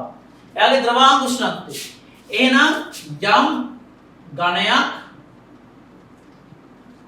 එයාගේ ද්‍රවාංග උෂ්ණත්වයේ ඉඳන් right එයාගේ ද්‍රවාංග උෂ්ණත්වයේ ඉඳන් උෂ්ණත්වය වෙනස් වීමකින් තොරව සම්පූර්ණයෙන්ම ද්‍රවය බවට යම් කිසි ඝණයක් ස්කන්ධය කිලෝග්‍රෑම් 1ක ඝණයක් එයාගේ ද්‍රවාංග උෂ්ණත්වයේදී උෂ්ණත්වය වෙනස් වීමකින් තොරව සම්පූර්ණයෙන්ම ද්‍රවය බවට පත් වෙන්න ඕනේ. ඒ සම්පූර්ණයෙන් ද්‍රවය බවට පත් වෙන්න යම් තාපයක් උරා ගන්න. ඒ උරාගත් යුතු තාපය තමයි විලේනයේ විශිෂ්ට গুপ্ত තාප ධාරිතාවය කියලා. গুপ্তයි කියලා කියන හේතුව පුතේ උෂ්ණත්වය වෙනස් වීමක් වෙන්නේ නැහැ. මෙතන තියෙන උෂ්ණත්වය තමයි මෙතන තියෙන්නේ. ඒ වෙනස් වීමකින් තොරව. රයිට් කියන්නේ මේව ද්‍රවාංකයේ පවතින ඝනයකින් කිලෝග්‍රෑම් එකක ස්කන්ධයක් ද්‍රවාංකයේ පවතින ඝනයකින් කිලෝග්‍රෑම් එකක ස්කන්ධයක් සම්පූර්ණයෙන්ම ද්‍රවාංකයේම පවතින ද්‍රවය බවට පත් කිරීමට සම්පූර්ණයෙන්ම ද්‍රවාංකයේ පවතින ද්‍රවය බවට පත් කිරීමට ලබා දිය යුතු තාප ප්‍රමාණයයි සම්පූර්ණයෙන් ද්‍රවය බවට පත් වෙන ලබා දිය යුතු තාප ප්‍රමාණය. right ඒ තමයි විලේනයේ විශිෂ්ට ගුප්ත තාප ධාරිතාව. පුතේ වාෂ්පීකරණයේ විශිෂ්ට ගුප්ත තාප ධාරිතාවක් කියන්නේ ඕක. එහෙනම් එයා ඉන්නේ දැන් කොහෙද? තාපාංක උෂ්ණත්වයේ. තාපාංක උෂ්ණත්වය නම් සම්පූර්ණයෙන්ම වාෂ්ප බවටපත් වෙන්න ඕන. ස්කන්ධයේ කිලෝග්‍රෑම් එකක ද්‍රවයක්. ස්කන්ධයේ කිලෝග්‍රෑම් එකක ද්‍රවයක් තාපාංක උෂ්ණත්වයේදී සම්පූර්ණයෙන්ම වාෂ්පයේ බවට පත්වීමට ලබා දිය යුතු තාප ප්‍රමාණයට කියනවා වාෂ්පීකරණයේ විශිෂ්ට ගුප්ත තාප ධාරිතාව කියලා පුතේ. right කියන්නේ නම් මේවා තාපාංකයේ පවතින ද්‍රව කිලෝග්‍රෑම් එකක්. තාපාංකයේ පවතින ද්‍රව කිලෝග්‍රෑම් එකක් සම්පූර්ණයෙන්ම තාපාංකයේ පවතින ද්‍රව කිලෝග්‍රෑම් එකක් සම්පූර්ණයෙන්ම තාපාංකයේ පවතින වායු බවට පත් කිරීමට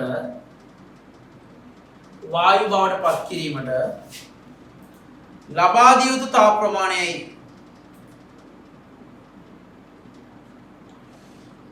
යුතු තාප ප්‍රමාණයයි right අපි එනවා රෝම ඉලක්කම් දෙකට ඊට පස්සේ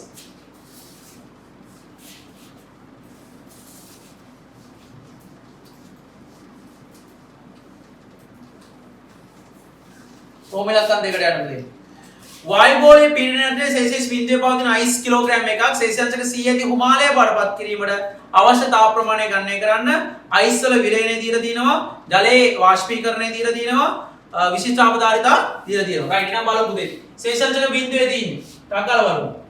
සෙල්සියස් 1 බිඳුවේ තියෙන අයිස් කැටේ මුලින්ම මොකක් වෙනවද? සෙල්සියස් 1 බිඳුවේ ද්‍රවය බවටපත් වෙනවා. නේද? රත්තරන් ද්‍රවය එන ඒ සඳහා උරාගත් තාපය Q1. දැන් Q1 ට දාන්නේ මොකද්ද පුතේ? උෂ්ණත්ව නැසීමක් සිද්ධ වෙන්නේ නැති හින්දා විලේනයේ විශිෂ්ට ගුප්ත තාප ධාරිතාව අයිස් සඳහා දාන ml.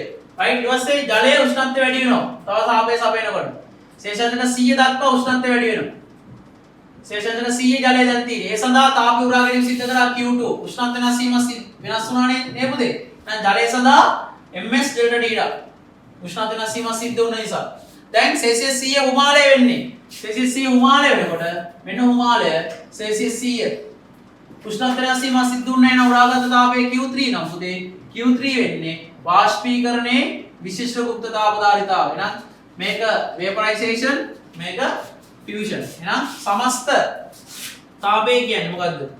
එහෙනම් Q1 මෙතන ස්කන්ධය කිලෝග්‍රෑම් කීයද පුතේ? අපිට දීලා තියෙන්නේ ස්කන්ධය කිලෝග්‍රෑම් 1යි. එහෙනම් පුතේ සුළු කරන්න කිලෝග්‍රෑම් 1 දාන්න කෙලින් ස්කන්ධයට LF දීලා දින පුතේ අයිස් වල විලයනයේ විශිෂ්ට ගුප්ත තාපය පිළිවෙලින් දීලා දින 3.34 වැඩි කිරීම 10 බල 5යි 3.34 ගුණ කිරීම 10 බල 5යි.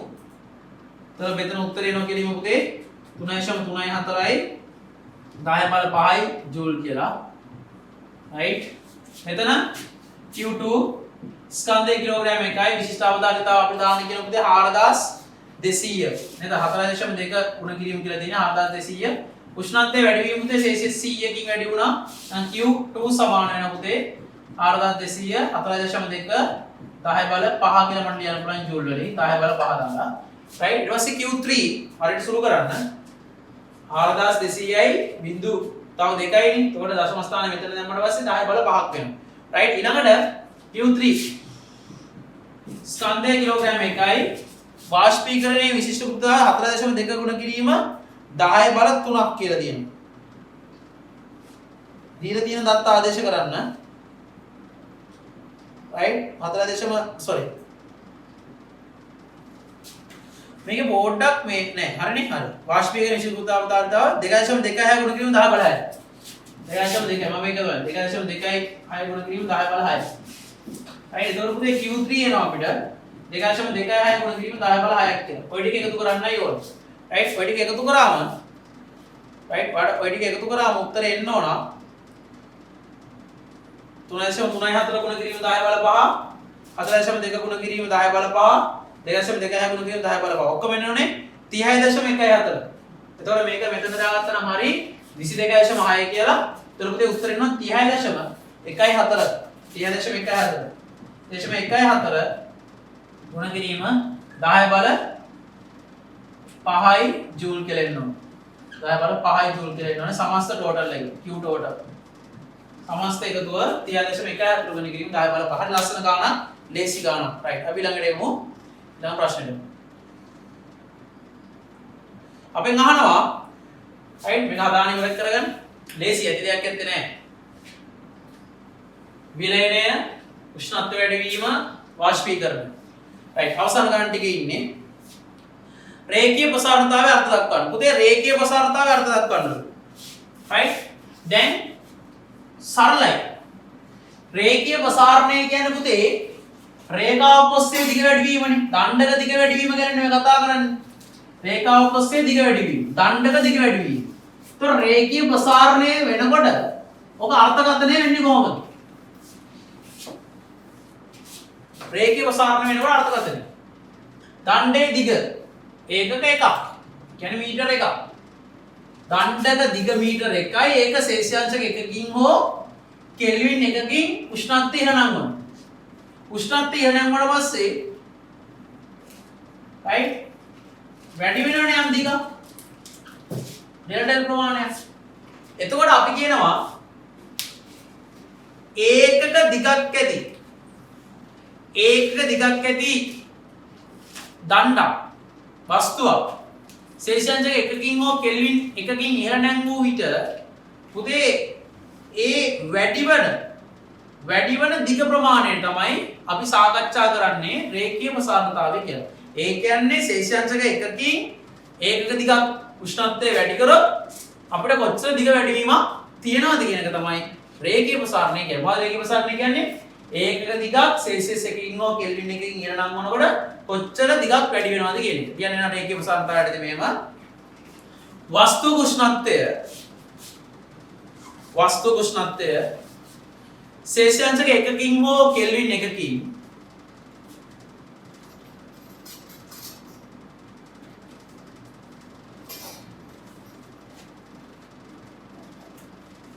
ඉහළ නැංවූ විට එහි ඒකක දිගෙහි ප්‍රමාණය ඒකක දිගක ප්‍රමාණය ඒකක දිගක ප්‍රමාණයෙහි සිදුවන දිග වැඩිවීම එහි ඒකක දිගක ප්‍රමාණයකහි සිදුවන දිගෙහි වැඩිවීම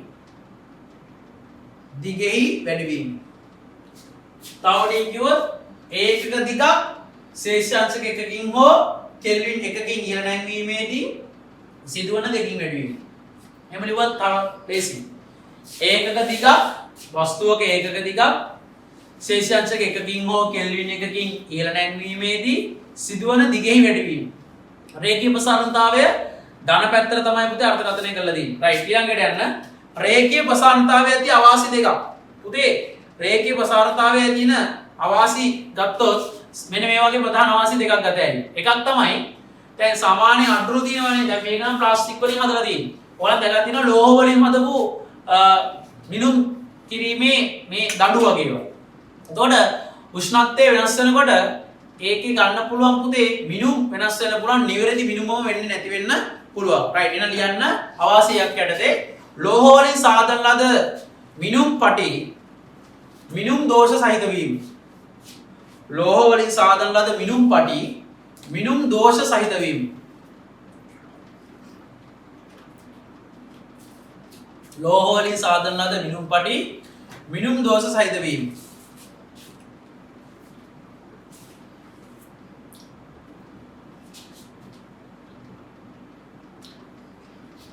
ඊළඟ එක. ඊළඟට පුතේ අර දුරකථන රැහන් අදිනකොට අපිට ඒකේ පරතරයක් තියාගන්න සිද්ධ වෙනවා. ඒ වගේම ඒකත් අවශ්‍යක විදිහට සැල ගන්න පුළුවන්. රයිට්. ඊළඟට පුතේ රේල් පීලි ඇද ගන්න පුළුවන්. හරිය නිශ්චිත පරතරයක් තිබ්බේ නැතුව රේල් පීලි ඇද ගන්න පුළුවන්. කියන්න රේල් පීලි දෙකක් අතර නිශ්චිත පරතරයක් නොතිබූ විට රේල් පීලි දෙක අතර නිශ්චිත පරතරයක් රේල් පීලි දෙකක් අතර නිශ්චිත පරතරයක් නොතිබූ විට රේල් පිලි ඇද ගැසීමට පුරවන රේල් පිලි ඇද ගැසීමට පුළුවන් රේල් පිලි ඇද ගැසීමට පුළුවන් මොන අවාසි දෙකක් රයිට් කාන්ති ඊළඟට තඹ ලෝහය ගැන දීලා තියෙන්නේ තඹ ලෝහයේ රේඛීය ප්‍රසාරතාවය 18 වැඩි කිරීම 10/6යි කේරින එක ශේෂාංශක 20 පවතින මීටර් දෙකක් වූ තඹ දණ්ඩක උෂ්ණත්වයේ ශේෂාංශක 25කින් වැඩි කළ විට දිගේ වැඩි වීම පොඩි ගානක් ආදී සරල ගානක් එහෙනම් ආරම්භක දිග දීලා තිනවා L0 කීයක් කියලාද පුතේ මීටර 2යි රේඛීය ප්‍රසාරතාවය දීලා තිනවා L සමානයි 18 ගුණ කිරීම 10/6ක් කියලා රයිට් උෂ්ණත්ව වැඩි වීම ඩෙල්ටා තීටා උෂ්ණත්ව වැඩි වීම ඩෙල්ටා තීටා අපිට කියනවා උෂ්ණත්වයේ ශේෂාංශක 25 දක්වා වැඩි කළ විට 20 තියෙන්නේ දැනට තියෙන්නේ 20 දණ්ඩ තියෙන්නේ දැනට 20 දණ්ඩ ඇඳපිටි සම්පූර්ණ වැරදුණානේ මෙහෙම අදින්නකො අපි කරන්නේ වෙනදට මෙහෙම නෙමෙයි රයිට් ඔන්න ඔය විදිහට අදින්න රයිට් උෂ්ණත්වය වැඩි කරනවා සෙල්සියස් 20කින් මේ 20 ඉඳන් 25 දක්වා වැඩි කරනවා. ඒතර දණ්ඩ දිගින් වැඩි වෙනවා එක පැත්තකට විතර නෙමෙයි දෙපැත්තටම වැඩි වෙනවා. මොකද අපි අර දණ්ඩ එක ළඟට ගන්නවානේ. වැඩි වෙන දිග ප්‍රමාණය ඔච්චර. ඒතර උෂ්ණත්වය වැඩි වීම කීයද? 20 ඉඳන් 25 දක්වා උෂ්ණත්වය වැඩි කරා. සෙල්සියස් 5කින් තමයි ඒතර උෂ්ණත්වය වැඩි වෙන්නේ නේ. Delta T. ආරම්භ දිග තියෙනවා. දැන් අපෙන් අහන ප්‍රශ්න උත්තර බලමු. right සෙල්සියස් 25 දක්වා උෂ්ණත්වය වැඩි කළ විට දිගේ සිදුවන වැඩි වීම වෙනදාම පුතේ දිගේ සිදුවන වැඩි වීම සූත්‍රය ඩෙල්ටා L සමානයි L on alpha delta theta එහෙනම් delta L සමානයි L on කියන්නේ කීයද 2යි alpha කියන්නේ කීයද 18 ගුණ කිරීම 10/6යි උෂ්ණත්වය වැඩි වීම කීයද පුතේ 5යි දෙවරප්පා 10යි 18 ගුණ කිරීම 10/5 කියලා හැදෙනවා මීටර වල උත්තරය හැදෙන්නේ ඇයි දෙවරප්පා 10යි කෙලෙම උත්තරය ඇවිල්ලා ඉවරයි දණ්ඩේ නව දිග දිගේ සිදුවන වැඩි වීම කොහොමද දණ්ඩේ නව දිග 2යි නිදිස්වේ නම් අවසාන දිග L1 අවසාන දිග L1 එහෙනම් L1 සමානයි පුතේ ආරම්භක දිගට එකතු කරන්න වැඩි වෙච්ච දිග ප්‍රමාණය නේ L1 කියන්නේ අවසාන දිග කියන්නේ ආරම්භක දිගට වැඩි වෙච්ච දිග එකතු කරන්න අවසාන දිග කියන්නේ ආරම්භක දිගට වැඩි වෙච්ච දිග එකතු කරන්න අවසාන දිග L0 කියන්නේ 2යි එයාට එකතු කරන්න බිඳුවයි තුනක් වදිනවා මේ පැත්තට 1.8 උත්තරේ පුතේ 2.0.1.8යි මීටර කියලා. සෑහෙන අඩු ගාණක්. 0.3යි 1.8යි මීටර කියන්නේ. right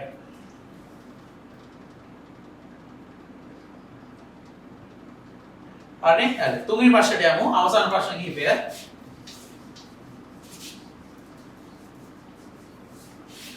තුන්වෙනි ප්‍රශ්නේ අහන පුතේ රෝමිලක්කන් 3 අපෙන් අහනවා ප්‍රසාරතාවය ප්‍රයෝජන ගන්න අවස්ථා දෙකක් අයියෝ ඕන තරම් තියෙනවා රයිට් රත් වෙච්ච හොඳට තද වෙච්ච මූඩියක් එහෙම තියෙනවා නම් මොකක් හරි වීදුරුවකට වගේ එකට අපිට මූඩිය වටෙන් පුතේ පොඩ්ඩක් රත් කරන්න පුළුවන් රත් කරපුවාම මූඩිය ගලවන්න පුළුවන් රේඛීය ප්‍රසාරතාවය ප්‍රයෝජන ගන්න අවස්ථාව ඊළඟ පුතේ අපි ඔය මුදු හදනවා මුදු වල හැඩය වෙනස් කරන්න ඕනේ. ඒතොර රේඛීය ප්‍රසාරතාවය පාවිච්චි කරන්න මේ ප්‍රසාරතාව පාවිච්චි කරන්න පුළුවන්. ඊළඟට කරත්ත රෝද වලට පට්ටම් ගන්නවා. මේ පට්ටම් ගන්නකොට ඒ පට්ටම සයිස් එකට වඩා පොඩ්ඩක් අඩුවට හදන්න. කරත්ත රෝදේ සයිස් එකට වඩා පොඩ්ඩක් අඩුවට හදන්න. වටේට ගහන පට්ටම මොකද කරත්ත රෝදේ පට්ටමක් ගහනවනේ. එතකොට සයිස් එකට වඩා පොඩ්ඩක් අඩුවෙන් අදලා රත් කරලා තියලා තමයි සිසිල් කරනකොට කරත්ත රෝදේ පට්ටම ගැසීම සිද්ධ කරන්නේ. පැහැදිලිද? අන්න ඒකයි එතනදී සිද්ධ වෙනවා. ලියන්න ප්‍රධාන අවස්ථා දෙකක් කරත්ත රෝදේ පට්ටම ගැසීම. කරත්ත රෝදයකට පට්ටම ගැසීම.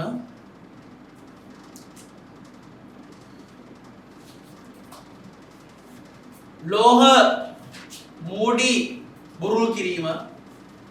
ලෝහ මූඩි බුරුල් කිරීම.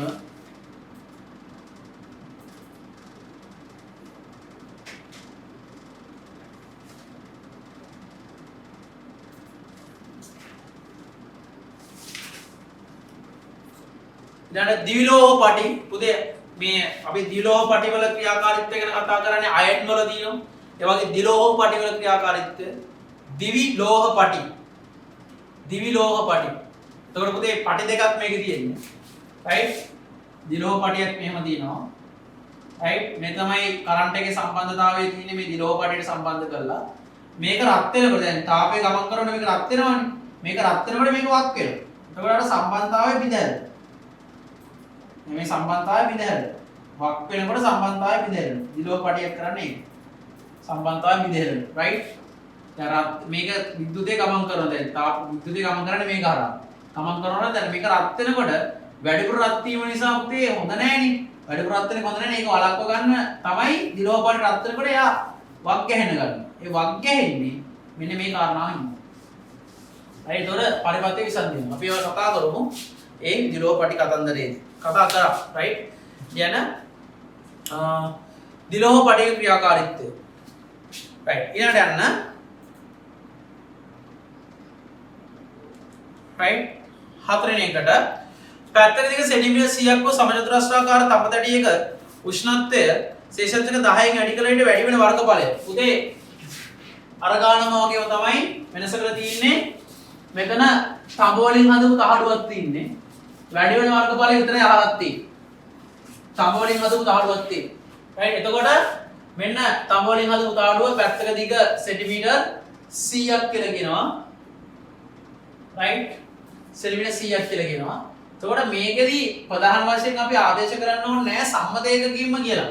උත්තරේ ආදේශ කරන්නේ යම් අගයකින්ද අපිට එකකින් එනවා. එතකොට පැත්තක සෙන්ටිමීටර් 100යි 100 වරක් 100 10000. එතකොට ආරම්භක වර්ගඵලය A0 මේ සෙන්ටිමීටර් 100ක් කියන්නේ මීටර 1යිනේ. අපිට එතනින් ගන්නත් පුළුවන්.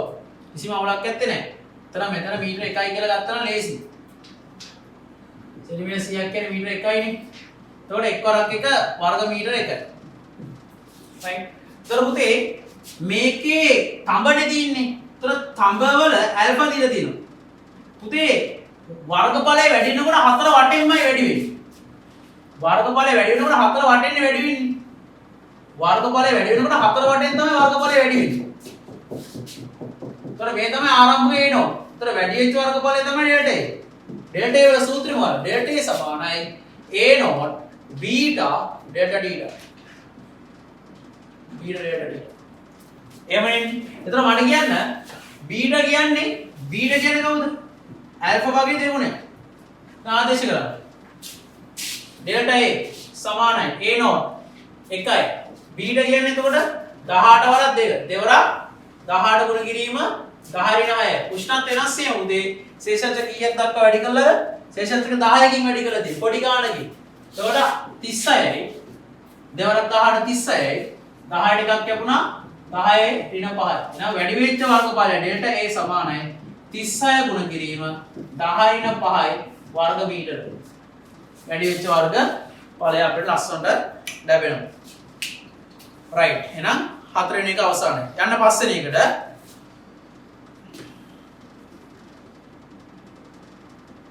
රයිට්. අපෙන් අහනවා මේ උත්තරේම ඉස්සලා දීලා තියෙනවා. පස්වෙනි එකේ A. මේක හදාගන්න. අදිදයක් ඇත්තේ නෑනේ. වර්ගඵලය වැඩි වීම. රයිට්. පස්වෙනි එකේ A.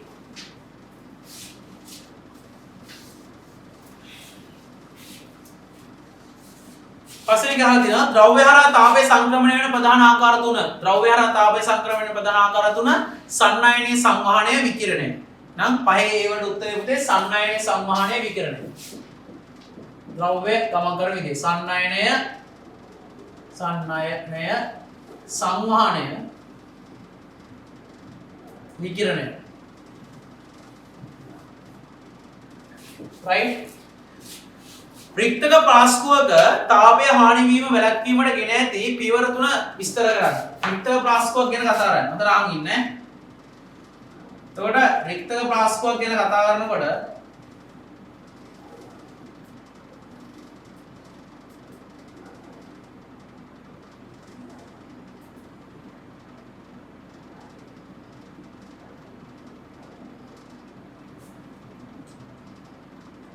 right මේ තමයි රික්තකය.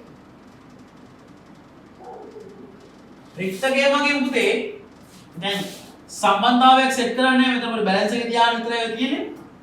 මේක ඇතුළේ රික්තකයක් භාවිතා කිරීමෙන් බලාපොරොත්තු වෙන්නේ පුතේ රික්තකයක් යෙදීමෙන් බලාපොරොත්තු වෙන ප්‍රධාන වශයෙන් පුතේ සන්නයනය හා සංවහනය. පදාර්ථ නැහැනේ. පදාර්ථ නැත්තම් සංවහනය වෙන්නෙත් නැහැ. සන්නයනය වෙන්නෙත් නැහැ. සන්නයනය සංවහනය දෙකම වෙන්න රික්තකයක් අවශ්‍යයි. ඒ වගේම පුතේ මෙතන ඇතුළේ රිදී ආලේප කරලා දිනවා. මෙතන රිදී හෝ රසදිය. රිදී හෝ රසදිය ආලේප කරලා දිනවා. රිදී හෝ රසදිය මෙතන ආලේප කරලා දිනවා. එතන පුතේ එතනින් වළක්ව ගන්න පුළුවන් පුතේ විකිරණය. රිදී හෝ රසදිය ආලේප කිරීමේ විකිරණය. මේ ඔයගොල්ලෝ ලියා ගන්න. හොඳේ මම ආයි වාක්‍ය පිටින් කියන්නේ නැහැ. රික්තකය යොදා ගැනීමෙන් සන්නයනය හා සංවහනය කියන එක අපිට වළක්ව ගන්න පුළුවන්. රිදී හෝ රසදිය ආලේප කිරීම විකිරණය වළක්ව ගන්නවා. මූඩියව අහලා තියෙන හින්දා සංවහනයෙන් සිදුවන මූඩියව අහලා තියෙන. එතකොට උඩට යන්නේ සංවහනයෙන් සිදුවන තාප හානිය වළක්ව ගන්න පුළුවන්. ඔන්න ඔක තමයි අපිට රික්තක ප්ලාස්කුවක සිදුවන තාපය ආරක්ෂා කර ගැනීමේ ක්‍රමවේදය. එහෙනම් අවස්ථාව තුන මොකද්ද? රික්තකය මගින් සන්නයනය සංවහනය වළක්ව ගන්න පුළුවන්. රිදී හෝ රසදිය මගින් විකිරණය වළක්ව ගන්න පුළුවන්. මූඩිය භාවිතා කිරීමෙන් සංවහනය වළක්ව ගැනීමේ හැකියාව තියෙනවා. right ඊළඟට යමු. ගිල්ලුම් තාපකයක් වාතයේ තිබෙදී ඒ ස්විච් එක දැමුව විට ඉතා ඉක්මනින් දැවී යයි. එහෙත් ජලය තුලදී තිබෙන විට සාමාන්‍ය ලෙස ක්‍රියා කරයි. මෙම ප්‍රකාශය පැහැදිලි කරන්න. ඔය ප්‍රකාශය ගොඩක් ගුරුවරුන්ටත් දැ. ඔය ප්‍රකාශය පැහැදිලි කරන්න. right හොඳට අහන් ඉන්න ක්‍රමවේදය මොකද්ද කියන එක. right හරිද? ඒක හරියටම දැනන් ඉන්න. නැත්නම් වැඩක් ඇත්තේ නැහැ. පුතේ හීටරේ තියෙනවනේ. මේ හීටරේ හොඳට අහන් ඉන්න. කොහොමද තියෙන්නේ? මේ කම්බිය තියෙනවනේ. මේ කම්බිය හරස් කඩක් මම මේ අඳින්නේ නැහැ. මේ කම්බිය හරස් කඩක් මම මේ අඳින්නේ.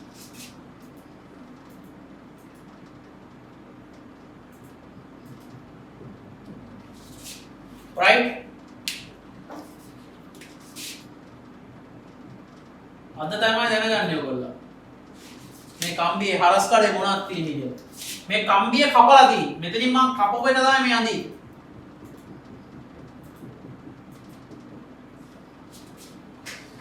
මෙතන තියෙන ගොඩක් වෙලාවට ටන්ස්ටන් නික්‍රෝම්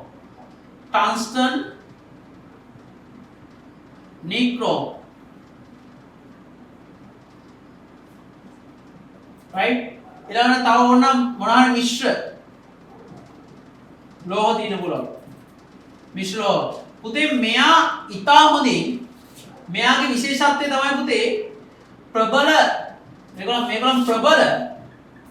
ප්‍රබල මේක අතිශය ප්‍රබල හරිද ප්‍රතිරෝධක අවස්ථා. ඒ කියන්නේ අතිශය විශාල තාපයක් විද්‍යුතය ගමන් කිරීමේදී අතිශය විශාල තාපයක් නිෂ්පාදනය කරන කට්ටිය තමයි මේගොල්ලෝ. right ප්‍රබල ප්‍රතිරෝධක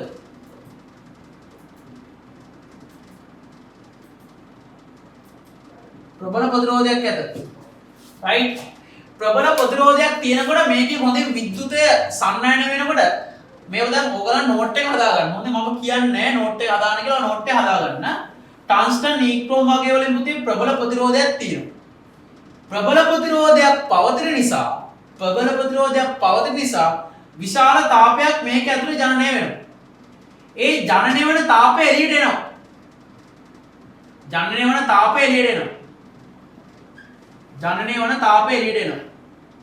තාපය ඒ තාපය එළියට එනකොට මතක තියාගන්න නීක්‍රෝම් මිශ්‍ර ලෝහ තුලින් විදුලිය යනවා. විදුලිය ගමන් කරයි අධික තාපයක් නිපද වේ. අධික තාපයක් නිපද වෙනවා. මේක ඇතුලේ අධික තාපයක් නිපද වෙනවා. අධික තාපයක් නිපද වෙනකොට ඒ තාපය මෙන්න මේ ලේයර් එක හරහා එළියට එනවා. මේ ලේයර් එක මොකද්ද දන්නවද? මයිකා. රයිට්? මයිකා ලේයර් එකක් තියෙනවා. මයිකා ලේයර් එකෙන් කරන්නේ පුතේ තාපය ගමන් කිරීම. තාප ඉතා හොඳ තාප සංනායකයක්.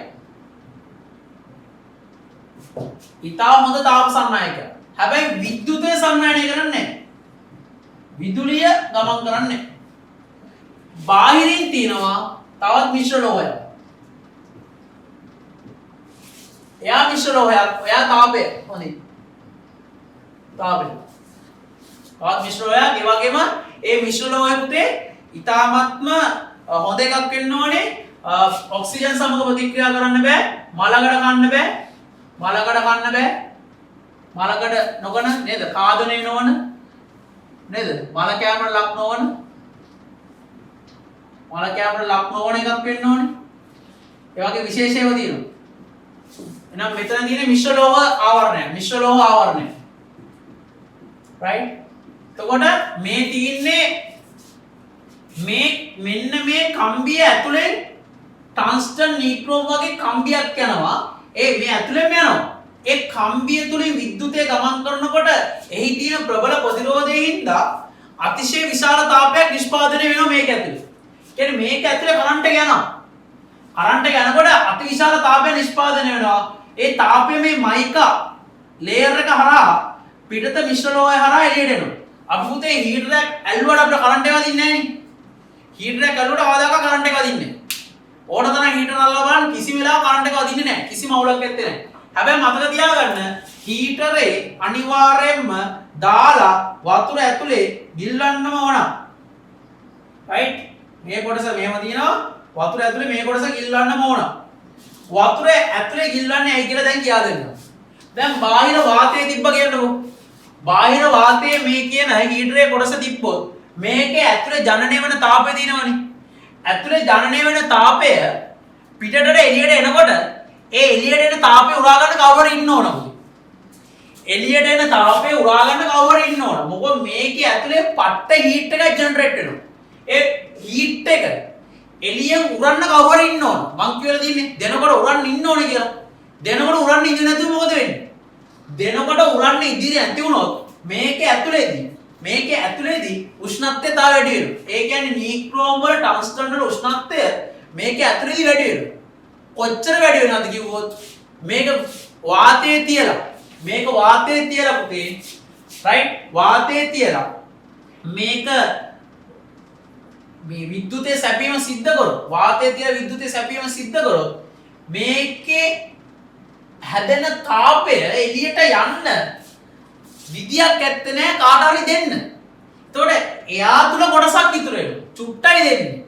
නිකම්ම මෙහෙම වාතයේ තිබ්බොත් පොඩ්ඩයි පුතේ එළියට දෙන්න. ඉතුරු ටික ඔක්කොම එයා ගාව තියාගන්න. ඒ තියාගන්න එකෙන් මොකද වෙන්නේ? එයාගේ උෂ්ණත්වය වැඩි වෙනවා. එයාගේ උෂ්ණත්වය වැඩි වුණාට පස්සේ මේ ලෝහය ඇතුලේදී ද්‍රව බවටපත් වෙනවා. ඒ කියන්නේ ටන්ස්ටන් නීක්‍රෝම් උෂ්ණත්වය වැඩි වීම නිසා ද්‍රව බවටපත් වෙනවා. ද්‍රව බවටපත් වුණාට පස්සේ පුතේ විද්‍යුතයේ ගමනාගමනය විසන්ධි වෙනවා. අන්න විද්‍යුතයේ ගමනාගමනය දැන් මේක ඇතුලේ විසන්ධි වෙනවනේ. මේ කොයිල් එක ඇතුලේ විද්‍යුතයේ ගමනාගමනය විසන්ධි වෙනවනේ. ඒ විසන්ධි වුණාට පස්සේ තමයි කියන්නේ ඕගොල්ලෝ මේක පිච්චිලා කියලා. දැන් තේරුණා නේද? එහෙනම් මේක ඇතුලේ විද්‍යුතය ගමන් කරනවා. ඇල්ලුවා කියලා කරන්ට් එක වදින්නේ නැත්නම් මයිකා ලේයර් එකකින් ආවරණය කරලා තියෙන්නේ. ඒකින්ද කරන්ට් එක වදින්නේ නැහැ පුතේ. හරිද? හීටර් එකක් ඇල්ලුවා කියලා. නමුත් අවුල තියෙන්නේ හීටරේ වාතය තුල ක්‍රියාත්මක වෙනකොට පුතේ වාතය විසින් තාපය උරන්නේ නැහැ. වාතය විසින් තාපය උරන්නේ නැති හින්දා ඔයා මොකද කරන්නේ? ඒක ඇතුලේ තුලදී මේ ඇතුලේදීම එයාගේ උෂ්ණත්වය ඉහළ නැංවීමට තියාගන්නවා. එතකොට එයාගේ උෂ්ණත්වය ඉහළ යනකොට පුතේ එයාගේ ද්‍රවාංකය දක්වා උෂ්ණත්වයට පස්සේ ඒක ද්‍රවයක් බවටපත් වෙනවා. ද්‍රවයේ බාටපත් වුණාට පස්සේ ඇතුලේ තියෙන කෙන්දේ සම්බන්ධතාවය. එතකොට මේක ඇතුලේ තියෙනවනේ සම්බන්ධතාවය. මේක මෑත් ඇතුලේ මෙහෙම තියෙන සම්බන්ධතාවය. මේක ද්‍රව බාටපත් වුණාම සම්බන්ධතාවය විසන්ධිය. සම්බන්ධතාවය විසන්ධිය. දැන් පැහැදිලි නේද? ඔන්න ඕක පුතේ හීටර් එක නිවැරදි ක්‍රියාකාරී. තේරෙනවද පුතේ? ප්‍රශ්න ගොඩක් සාකච්ඡා කරා. දිගු වෙලාවක් ගියා. හොඳ පේපරයක්, සුපිරිම පේපරයක් පාඩම් 2-3ක්ම ආවරණය වීම සිද්ධ වුණා. එහෙනම් පුතේ හැමෝටම තෙරුවන් සරණයි, බුදු සරණයි, දෙවි පිහිටයි. එහෙනම් පරිස්සමට ඉන්න.